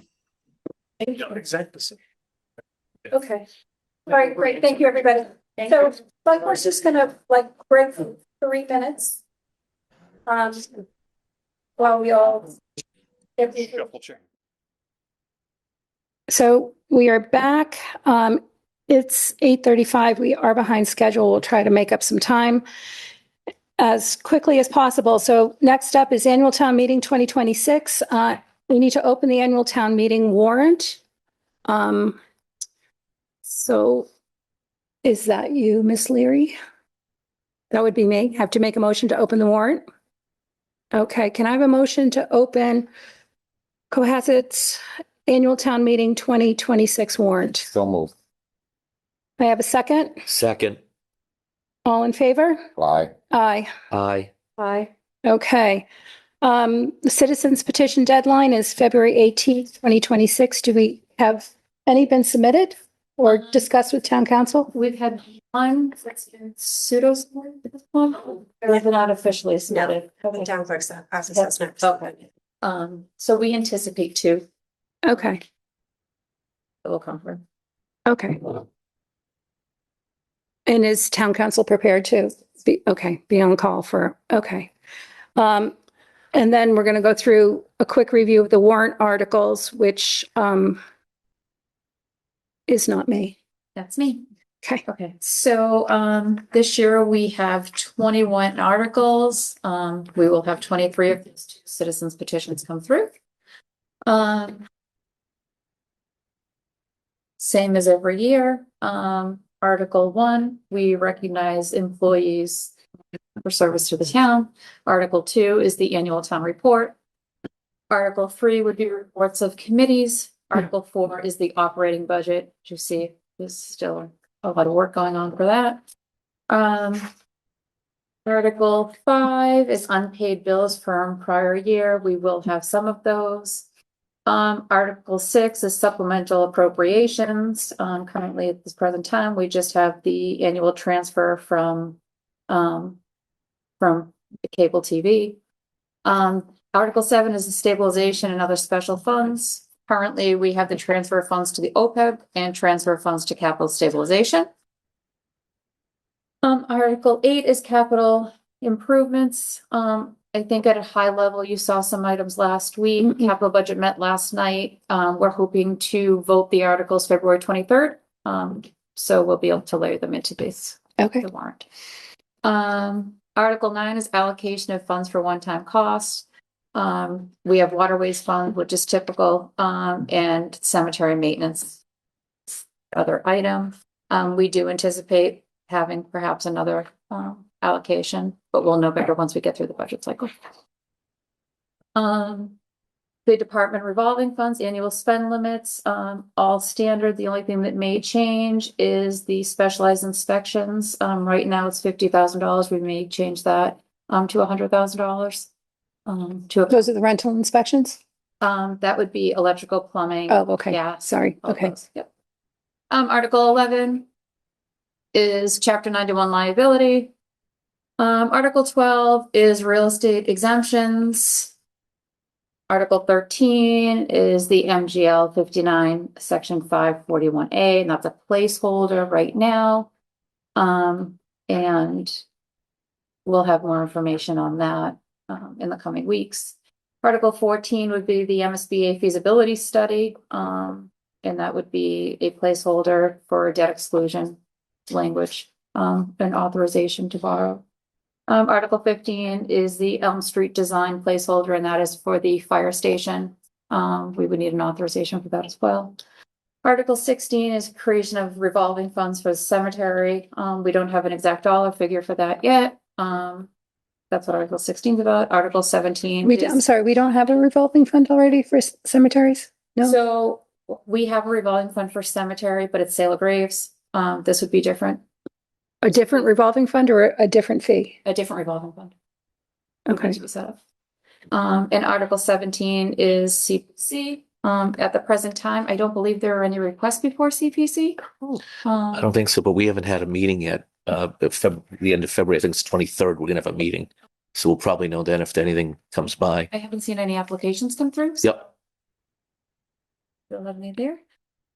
Article 18 is the South Shore VOTEC proposed amendments, and that would be regarding Pembroke. Adding Pembroke. Article 19 is parking regulations. Article 20 is the Cohasset Public Safety Building, and that would be 135 King Street. And Article 21 is going to be brought forth by the AEC committee. But I just have a question on that one. Does the moderator allow that? Because normally we don't have resolutions. It would actually, the warrant is yours, so if you don't accept Article 21, we would take it off prior to town meeting. Yeah, okay.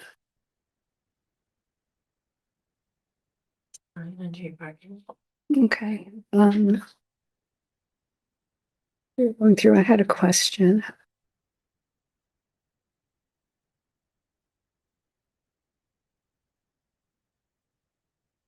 I can't.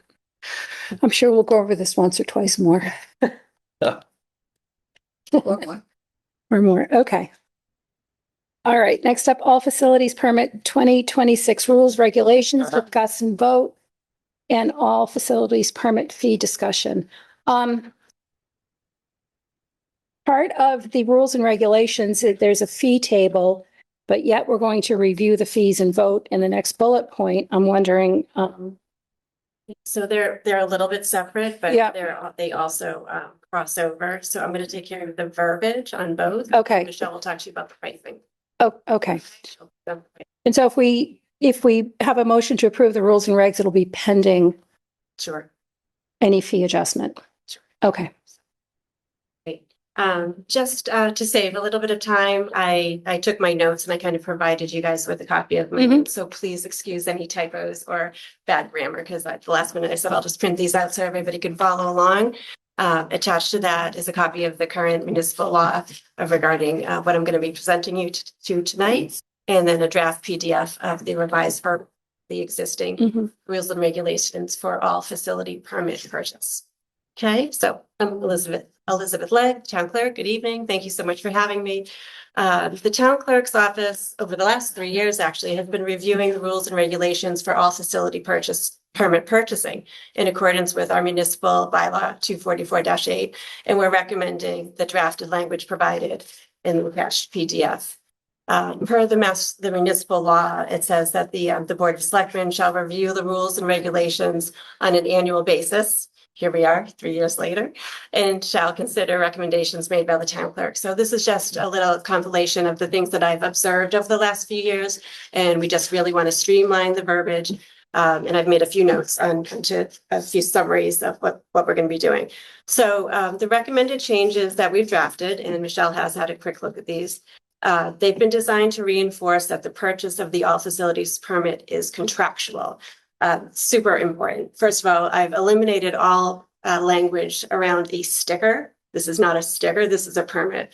We are selling you a permit and you have an obligation to fulfill the requirements of that permit. So I think that's very important for us to reinforce to the community that this is a privilege that you can use this permit. Additionally, we've clarified the residency requirement and defined the supporting documents needed to prove residency. Every year, we have a big issue with what qualifies somebody for a permit, what type of residency, is it a full all facilities permit, or is it some type of a special permit that they would be obtaining, from our office. So we eliminated any contradicting language. We eliminated discrepancies and provided consistent wording and language throughout the rules and regulations itself, and then also between the rules and regulations and also the price list. So we had a lot of different titles and subtitles and different descriptions of different permits. And I just went through and I just started fresh and made sure that everything correlated and corresponded. We also clarified the criteria for special permits. If somebody doesn't qualify for a full all facilities permit for a reason, and there are many, we tried to outline what those special permits would be. So I'm sorry. So someone doesn't qualify for a full permit, meaning they're not a full-time resident, even though they could be a real estate owner and taxpayer? So there are a few different scenarios. One special permit, for example, if somebody's car gets damaged and it's in the shop, so it's a temporary permit, so that's under special permits. I actually don't think I elaborated on that, but that's something that they can come in and get from us. Some residents, some seniors no longer have a vehicle, so they need a special permit under the registration name of somebody who drives them, to various locations. So they would bring in their registration and we would, make a special permit for them. And that's just basically a piece of construction paper with my signature and the town logo, describing the scenario.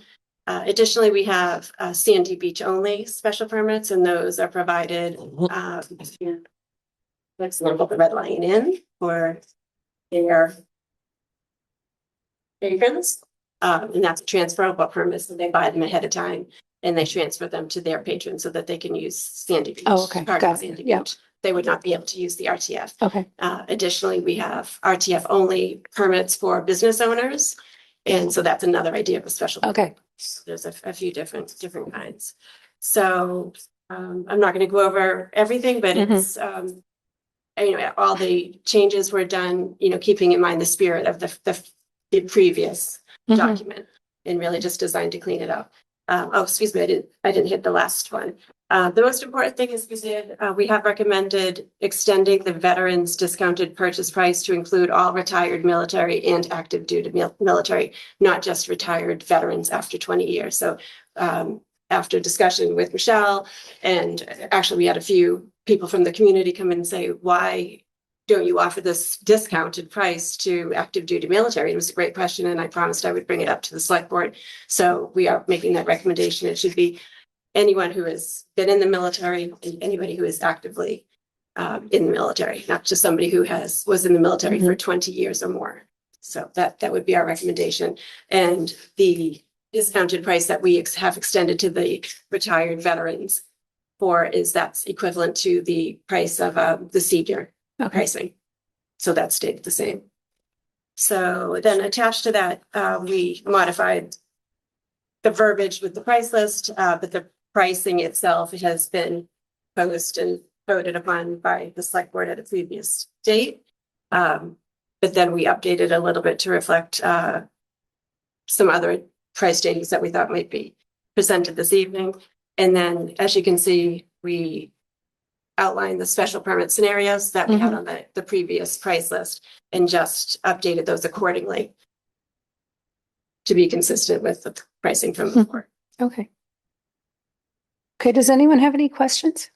Well, I just had a question on page 2, at the top with trusts. And how, if the person's a resident here, how do you treat that? I guess is the question. Again, On trusts, if the person's a resident here and it's on their license, do you treat them differently than someone who isn't, I guess, or how does it? no, we really don't. This scenario pretty much applies to summer residents or people who have a second summer home. We have a small population where there's like a legacy family trust and that people come down every summer. Oh. They're not a Cohasset resident, but they are second home owners.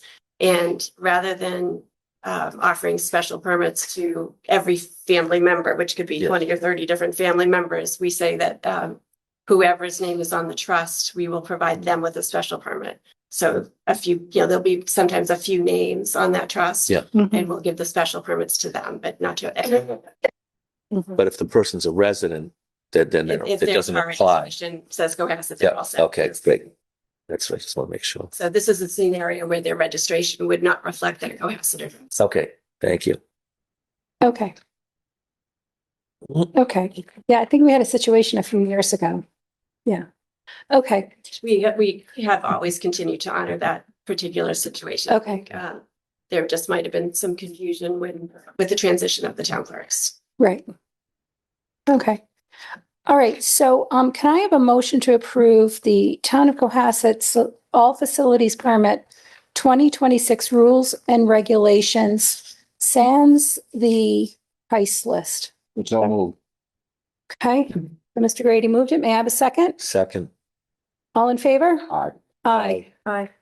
4-0. Okay. So now we will get to the pricing proposal.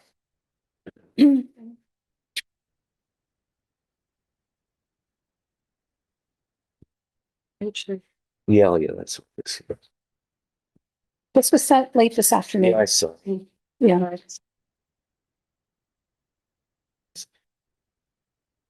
I didn't get that. It was sent on email. Evan, do you want me to send it to you? Yeah, let them post it for sure.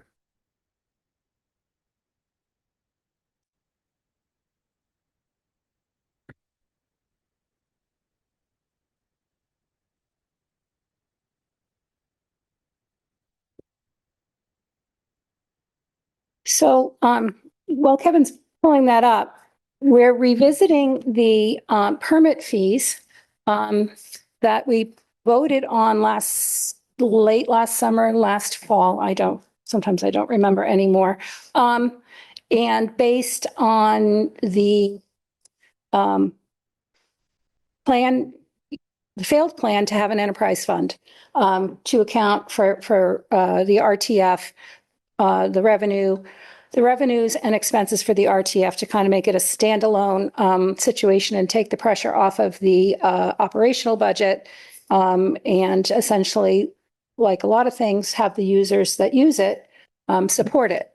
And the enterprise fund did not succeed at town meeting or special town meeting.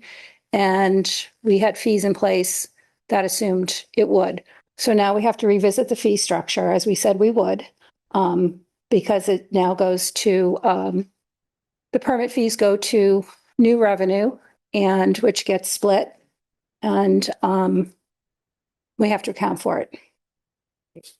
So you'll see in this presentation, there have been a modest increase for FY27 because we want to get a full year under our belt to see how everything calculated. Our estimates and projections are correct. So we're looking to take a modest estimate and a modest increase in FY27, and then we can reevaluate because the fees were just raised in October of 2025, and we really haven't seen the revenue come in from that yet. So we want to make sure that we have some trending analysis before we really increase the fees. Well, then we don't need to vote on them. We're increasing them. For FY27? We're increasing them for FY27. Starting in March of 26. So permits sold in March of 26 will. Yep. If it's voted now, on March 1st in FY26, the increases will be from now through 27. In 27, we'll look at the trend and we'll see how that's working. And if in fact we need to increase additional based on our new contracts. Okay, because the fees we previously the increase in fees we previously voted on have not been implemented. Correct, March 1st. Okay, So okay, we're okay, saying okay, We're gonna take a modest increase to what you've already voted, okay. and we'll see some trending through next year. And then maybe in FY 28, we'll have to All right, I seek was additional confused by funds. that too. I Yeah. thought we were doing a year one of the originals that we Yeah, placed up, so thank you for clarifying. because for all intents and purposes, that revenue will fall to FY 26. Yeah, okay, If that's the case on my price list here, on line one for the all facility permit, the second price, the subsequent permit price, that's gonna go back then to 75. Because that's what you voted. And this price list is for beginning March 1st. Right, but I think we're revoting. we're revoting all of those now, This is yeah. just in draft. Yeah, yeah, okay. I wanted you to have a template. Okay, base. okay, so, So I just want to talk a little bit about what goes Okay. into this. I think we've seen several presentations thus far Mhm. that, outline what it would be to be an enterprise fund, but I don't think we ever really dug into, what makes up this transfer station. And we have operational fixed costs, and you'll see here that these are the fixed costs that we have year over year. We have full-time, part-time, overtime salaries, we have uniform allowances, we have equipment maintenance, we have hauling and disposal. We have hazardous waste collection, we have mandatory landfill monitoring. And we have pumping of tanks, which is EAP regulated. And we have licenses and certifications. Everything you'll see here that's highlighted in blue is a contractual obligation.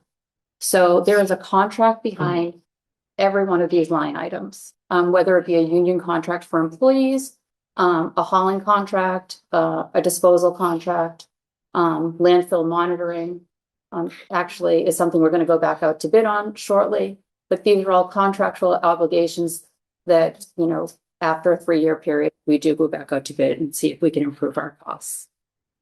The next slide actually digs into what these obligations are, and you'll see we have a CMAS contract that's for disposal.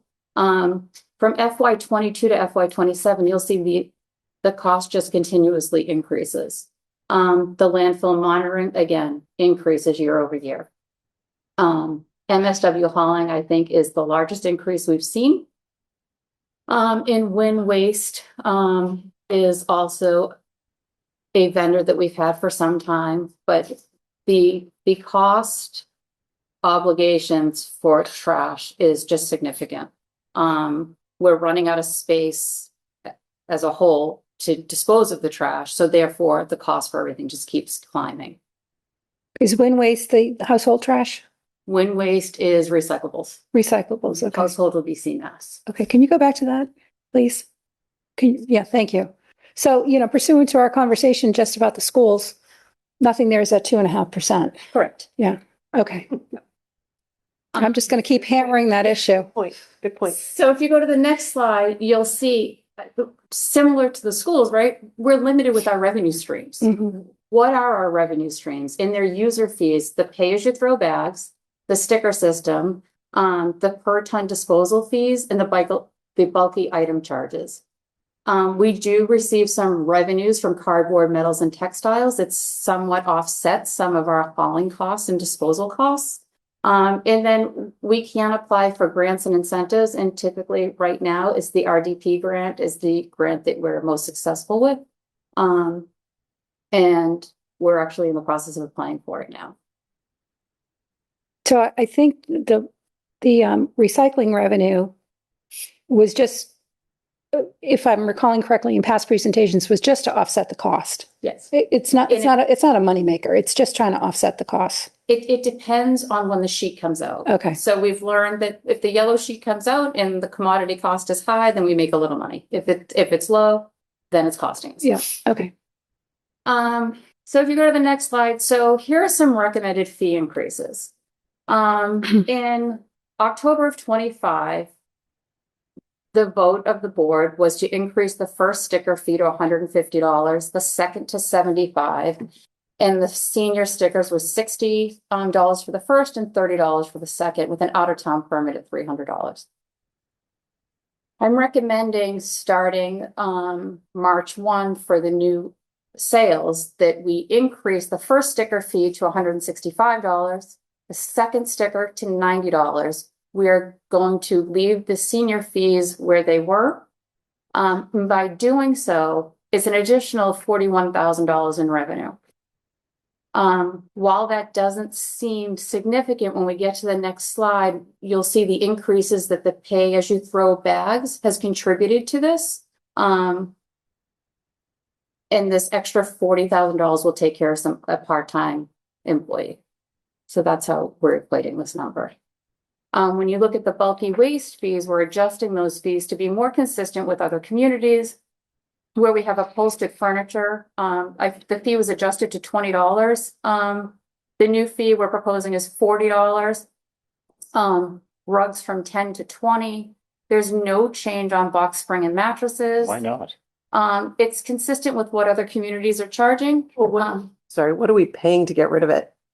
I think So- that's what I'd love to know is what are we paying to get rid of all these things and then what are we charging? Yep. So the cost off, the recommended fee offset will take into account our cost to get rid of, and then I think we make 10% on top of it. So Okay. cost labor plus 10. Okay, great. That's really what we did. Okay, thank you.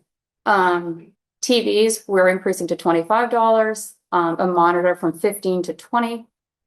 Appliances from 15 to 25. We looked at the market, and to get rid of an appliance is extremely expensive. Even if you're buying an appliance in a store, they charge you a surcharge to take away your old appliance. The one big change here that is going to be the revenue generator is the scale in C&D. So we're proposing going from 15 cents per pound to 30 cents per pound with a minimum scale price of $30. So if you go over that scale, we're going to charge you a minimum price of $30, which equates to 100 pounds. And the barrel fee, we're increasing from $10 to $15.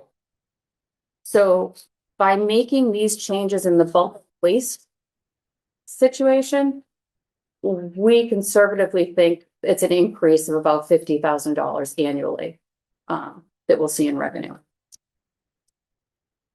So for a total right now, we're talking about a $90,000 increase just by the sticker fee and the bulky waste changes.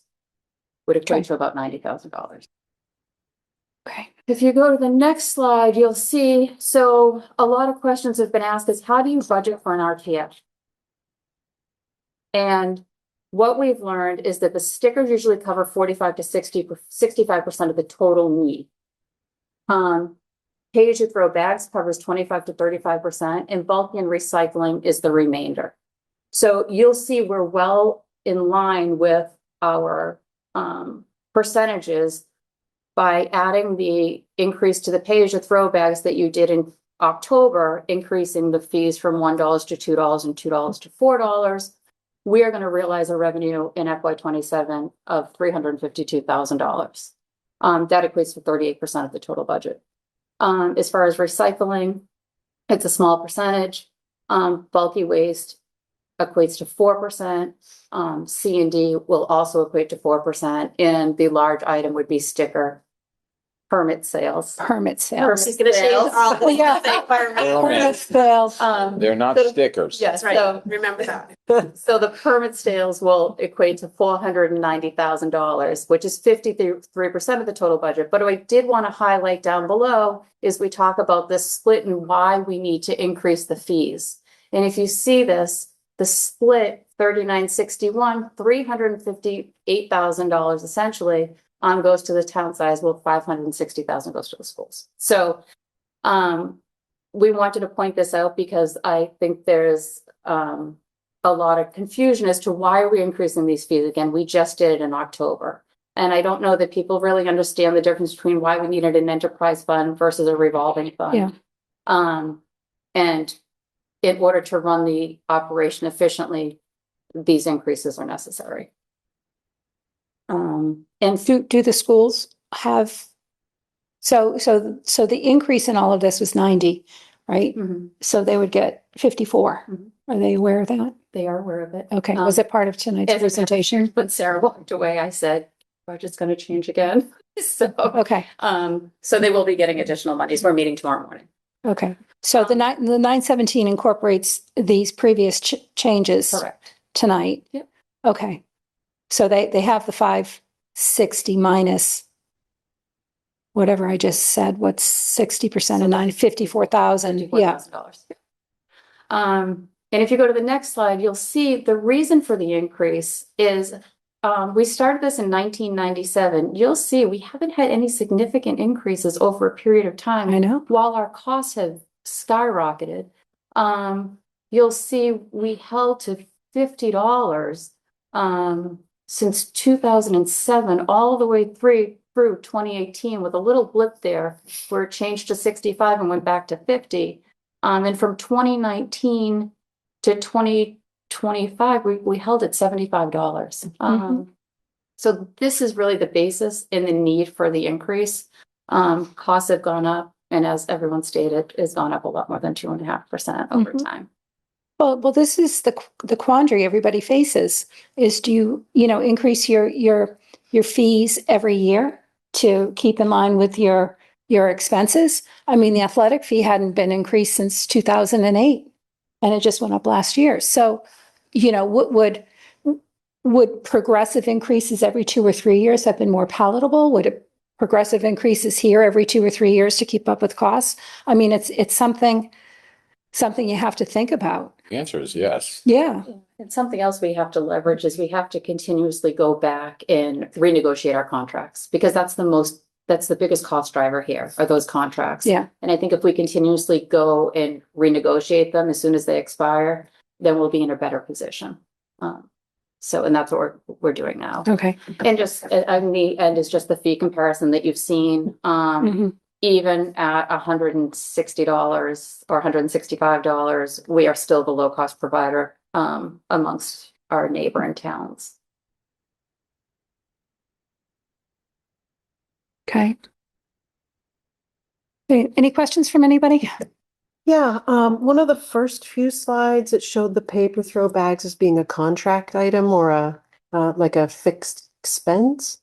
And can you explain that to me? Because I thought the residents paid for the bags and not the town. So how does that work? Yeah, the residents do pay for the town. However, we are under a contractual obligation with Waste Zero, and we purchase the bags per case, and the residents actually pay for them. But we're under contract to purchase them on behalf of everybody. But then you get reimbursed by the, okay. My other question is around the enterprise fund that failed. The previous town manager made it very clear to us in a select board meeting that if the town did not vote for the enterprise fund, that he projected the required new fee amount for the permit would be about $385. And I was expecting to vote on that tonight. So I guess I'm just trying to figure out, is it that the bulky items amount were brought up so much that it has chipped into that number, but even if it has, it's nowhere near 385. I'm also looking at what the other towns are paying, and I'm wondering why we're not charging that amount. I just want to, talk about it. Why should we be the bargain place? If we're having financial problems in this town, and we told taxpayers that they were going to have a significant increase if it didn't pass, they chose for it not to pass. So why are we not voting on 385? So I think the challenge is, and this is the conversation that we've had for weeks now, with Brian Joyce and Frank Marchioni, is it's not necessary that we're the low cost provider, but if we increase our fees to say 385 plus the bag fee, we are no longer, we would lose a lot more than we would gain, because the private haulers would come into town and take that business away from us. We've made a substantial investment in the RTF, and we'd like to maintain that for the residents. If we increase our fees so much to that 385, we may lose a large percentage of our residents are private hauling. So there's just that, that concern there. We can, if we want to discuss it, we can discuss going to revolving fund for this. And then, we can do if in fact a revolving fund, was approved at town meeting, we could take this, and then all the fees you see here, you know, would sustain the RTF, and then the budget amount that the schools aren't getting, we could do a one-time allocation back to them by rescinding this budget. So there are things we still can do. I think we just need to make sure that we're doing it the right way. And I think March 1st will be telling as to how many stickers we sell. Because March 15th, because I think the estimates may be conservative in here as well, as far as how many permits we sell. Okay. So I worked on that number with the previous town manager, the 385. So the 385 per sticker and all of the iterations below that came about. How do we get to $700,000, which is the operating cost for the RTF? How do we get to that number with our 39% contribution, right? Without the revolving fund, 100%. I think this plan is a blend of higher revenues from permits and other things and operational budget support. Whereas the 385 was 100% funded. Okay, okay. That helps. Okay. Thank you. Yep. Yeah. But could we, I mean, to Julie's point, I don't disagree with that, you know, and although I appreciate the lighter load going up, but can we emphasize that this is a trial? We're trying to keep them down, but we don't have a choice in what we're doing. Yes. But so, as we said, we run the risk of the permits, not the stickers, the permits going up. So just at least in full disclosure that we're trying to keep them down, but this is where we're at right now.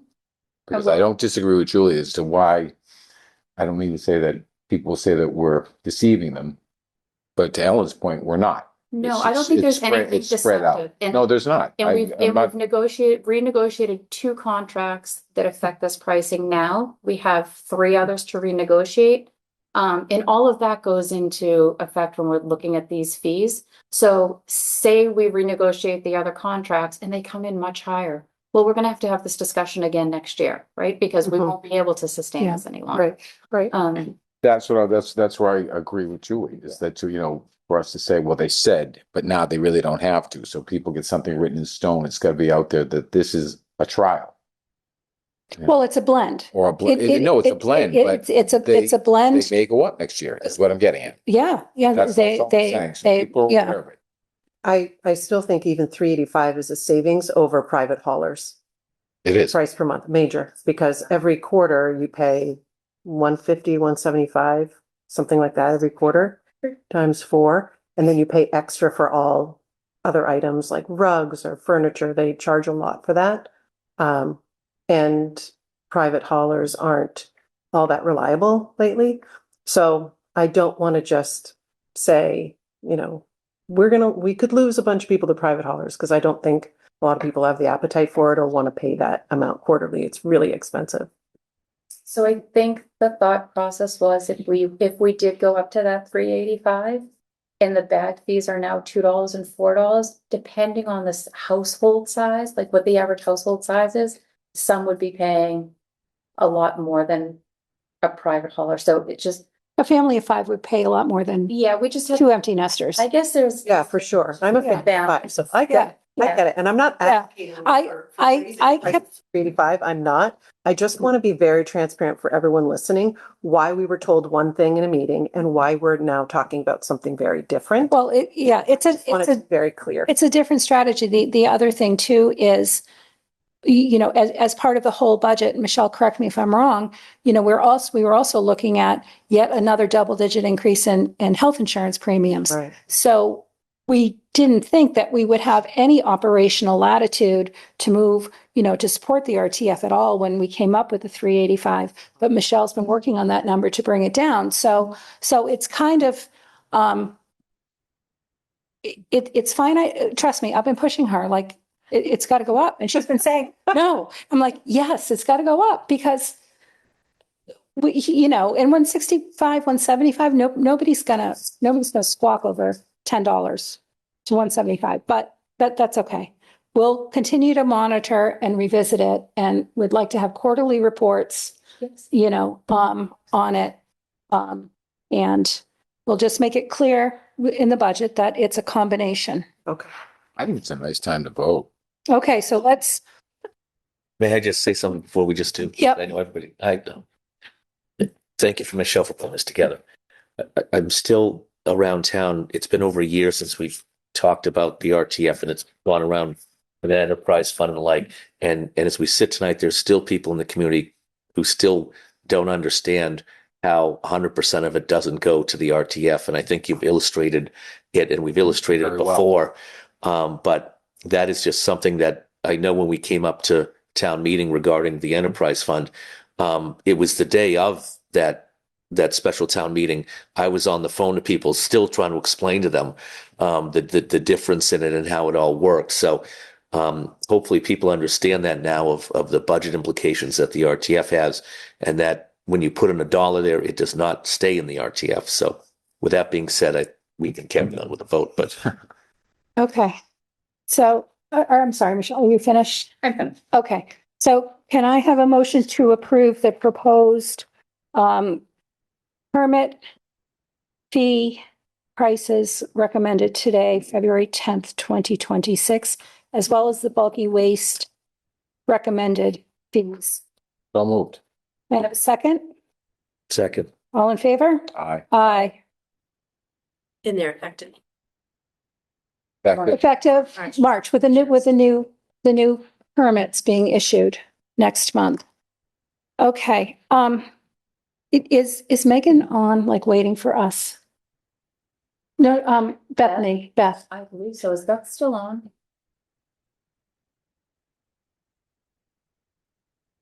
Has she been sitting waiting for us? Probably. Because we're almost an hour late. Hi, everyone. How are you? Hi. Good, how are you? Good, thank Sorry, you. sorry we're so late. All good. Those are all worthwhile conversations. I'm going to request to share my screen just so I can pull up the reports, and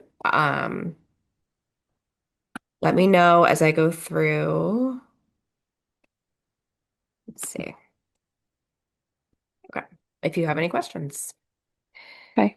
So, very first thing would be the general fund. So, all of the reports I'm going to be showing, can you see my screen?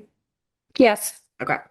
All the reports I'm going to go over are for the period ending December 31st, 2025, so quarter 2 of our fiscal year. In terms of the general fund, revenues are coming in a little bit above where we were last year, but there's honestly nothing really notable happening there. We're right on target, which is great. From an expenditure point of view, now you're seeing that it looks like we've expended 75% of our budget, but that is only because this column right here are all of our open purchase orders. Most notably, and we talked about this a little bit on quarter 1, the schools, as their budgeting tool this year, pretty much encumbered all their money just so that they can properly track where they are. And you'll see that they also should be right on target. They don't feel that they're going to need any kind of transfer for year end at this point, which is great. And in terms of everything else, it's pretty much status quo. At the end of this, I'm going to go over general fund, sewer, and water, and then show you the trends, which is where we would kind of really dig into the line items that tend to be the most problematic for us. So this is the sewer enterprise fund, and actually revenues for water and sewer are both doing much better than they were at this time last year.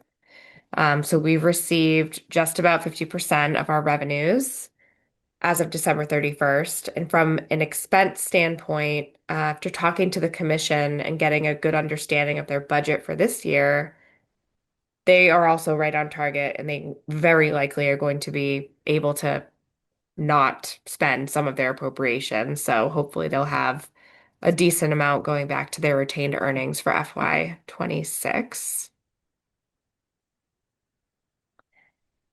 And really, it's the same for water.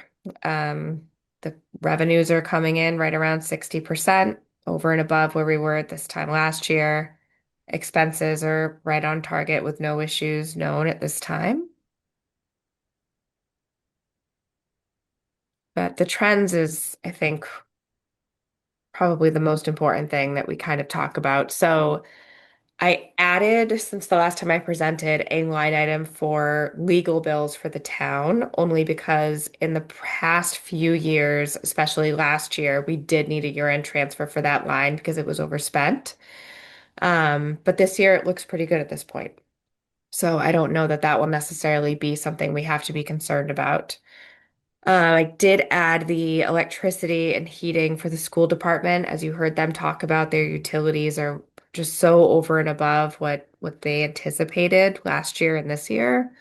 So we are just kind of taking a look at where that budget is currently, just to really follow through. At this point, from talking to the school, they do think that they can take on whatever deficit they might have in those specific line items. So I don't think that we're going to need to do any kind of transfer for at year end, but we're paying close attention just in case. And then our big hitters, which are overtime police and overtime fire. So at this point, as of December, we have spent 68% and 61% respectively over our overtime accounts. In the prior year, we did have to transfer at year end about $500,000 to fund deficits here. So I plan to talk to both chiefs just to kind of see if we can get any kind of estimate of where we'll be at year end. And I'm going to start scouring our accounts to see where we could potentially take that from. Because heading into town meeting, we really don't have free cash to throw at any of this year. So we're going to have to figure out what appropriations can help fund this at year end. And snow and ice, as of December, there really wasn't anything spent here. As of right now, we are going to start overspending. So I believe next week you're going to be charged with approving the deficit spending for FY 26 for snow and ice. And we're allowed to do that. We are legally allowed to do that. I just need a Yep. vote from you folks to allow me to sign off on over and above. Yeah. Okay. Any questions? I know I went through that pretty fast, but No. okay. Okay. Well, thank Yeah. you for having me.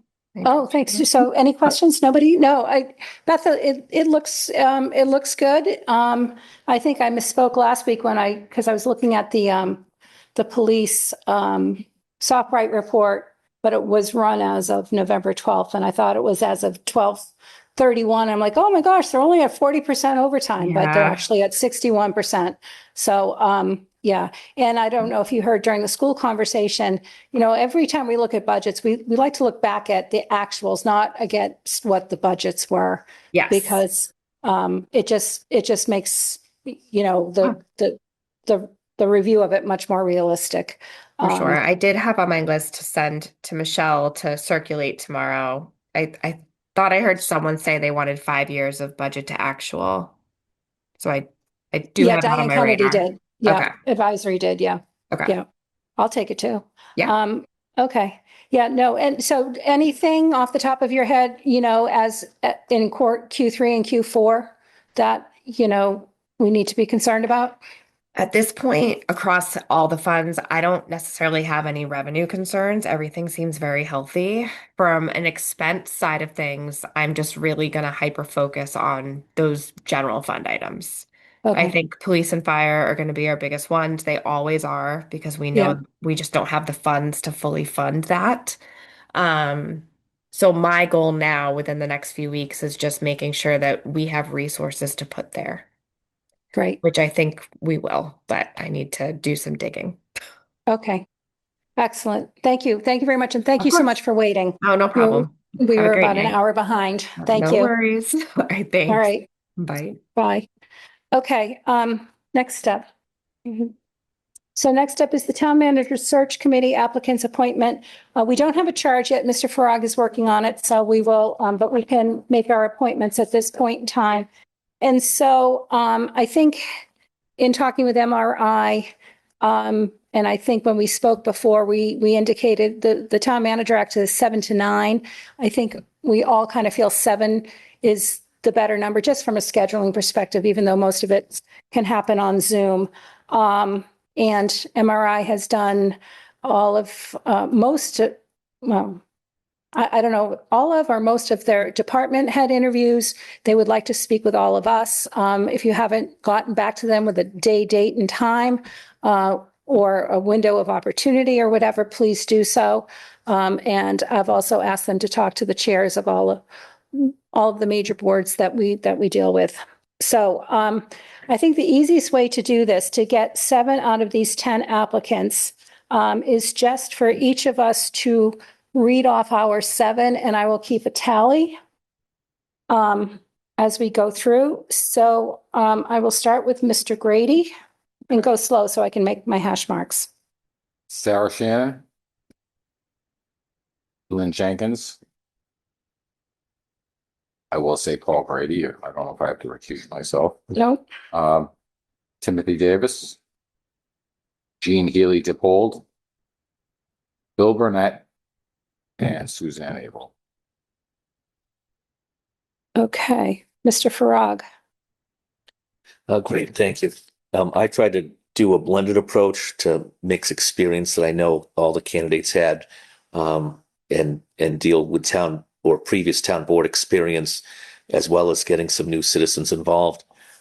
We did have the interesting fact that we did have a husband and wife team there, so I didn't think it was appropriate to have 2 on in that to have that as a group. So anyway, my vote is as follows: Susan Averill, Bill Burnett, Jean Healy Dippold, Tim Davis, Paul Grady, Victoria Lantanzi, and Leland Jenkins. And I thank all of everyone for putting in their name for this. Okay. Miss Rollins. Thank you. I used a similar perspective as Mr. Farag when I was considering who to select. My choices would be Jean Healy Dippold, Paul Grady, Doug McGregor, Suzanne Averill, Bill Burnett, Mr. Lee Jenkins, and Sarah Shannon.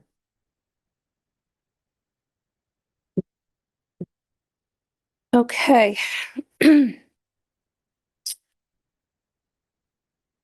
I will say I looked at Bill Burnett, Jean Healy Dippold, Tim Davis, Paul Grady, Lee Jenkins, Doug McGregor, and Sarah Shannon.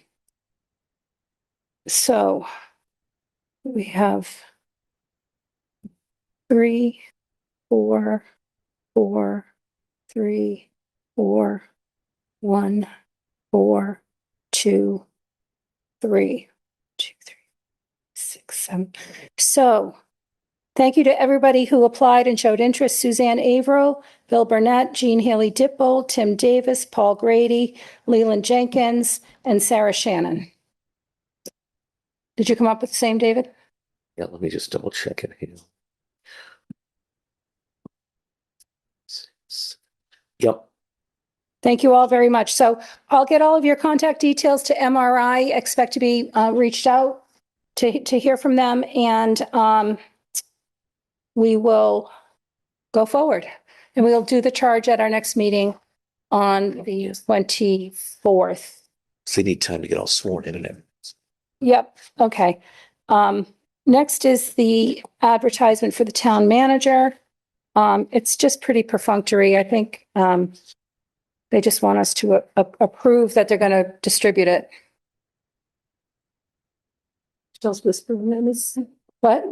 I heard here, so this will give them time to be sworn. Did you just say that? Sworn I in? don't Yeah. think they can be sworn in without a charge. Oh, okay, then we'll do the charge first, yeah. With the charge needs to be done. Okay, we might have to have a Zoom meeting. Yeah. That's a great idea. Okay, so as soon as you tell me it's done tomorrow, I'll schedule a meeting. I've talked to the Bobs, yeah.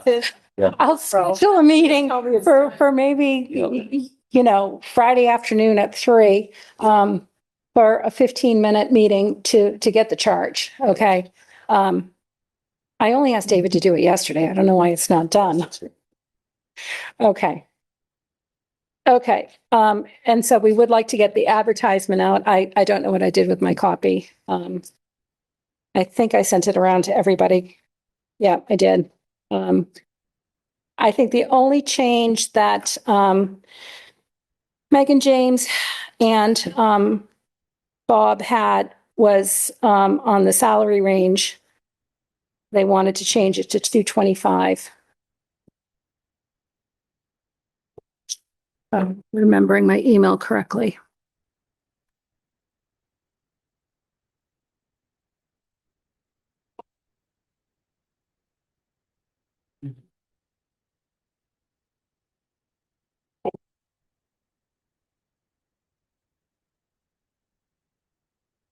Okay.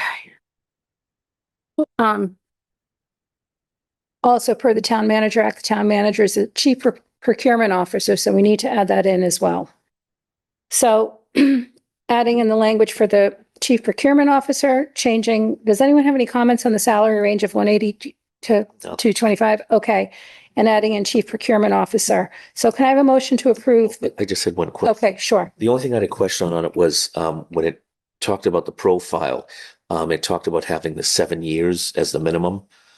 And I didn't know if that needed to be lowered at all, as far as for the management experience, because generally a small town, you're going to get either candidates sort of coming on the way up or maybe on the way down of their careers. So I thought 7 years was very high and that we're cutting off that group of people who would be on their way up. Do you want to say like 4 to 6? Do you want to, instead of a finite number of years, do you want to put a range? Yeah, range would be fine. Or a minimum of 4 years? I think you have to have some. Oh, of course. Yeah. Yeah. You'd have to So have what do some. you think?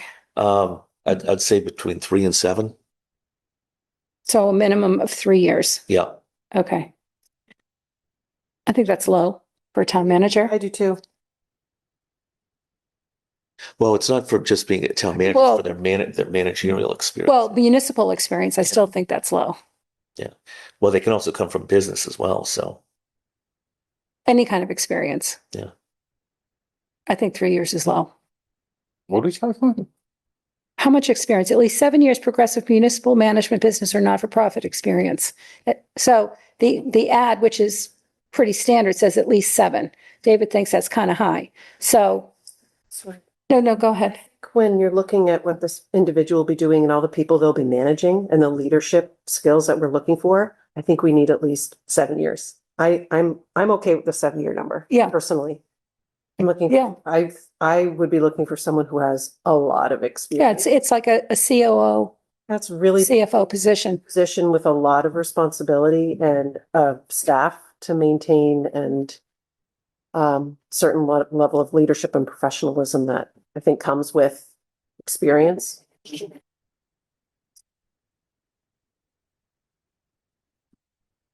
I agree with Julie. Mr. Grady, do you have a point of view? At least 7 years or minimum 3 years? I would leave it at the 7, and the reason for that is, I want to split the difference and say at least 5, minimum 5. But you just don't want someone saying that just jumped in that started as a 23-year-old whippersnapper? point where came in and said, "Well, geez, I know how I can run a town." Yeah, because I was I could go with 5. That would be fine. Okay. That would be. 5 opens it up because you might get someone who's not been, just someone just come in, but Okay, 5. Okay, so with a change of 5 years, with a change in salary and adding the chief procurement officer, can I have a motion to approve the amended town manager ad? So moved. Can I have a second? Second. All in favor? Aye. Aye. Okay, I will get that. Okay, town manager update. I don't have anything. Okay, select board comments.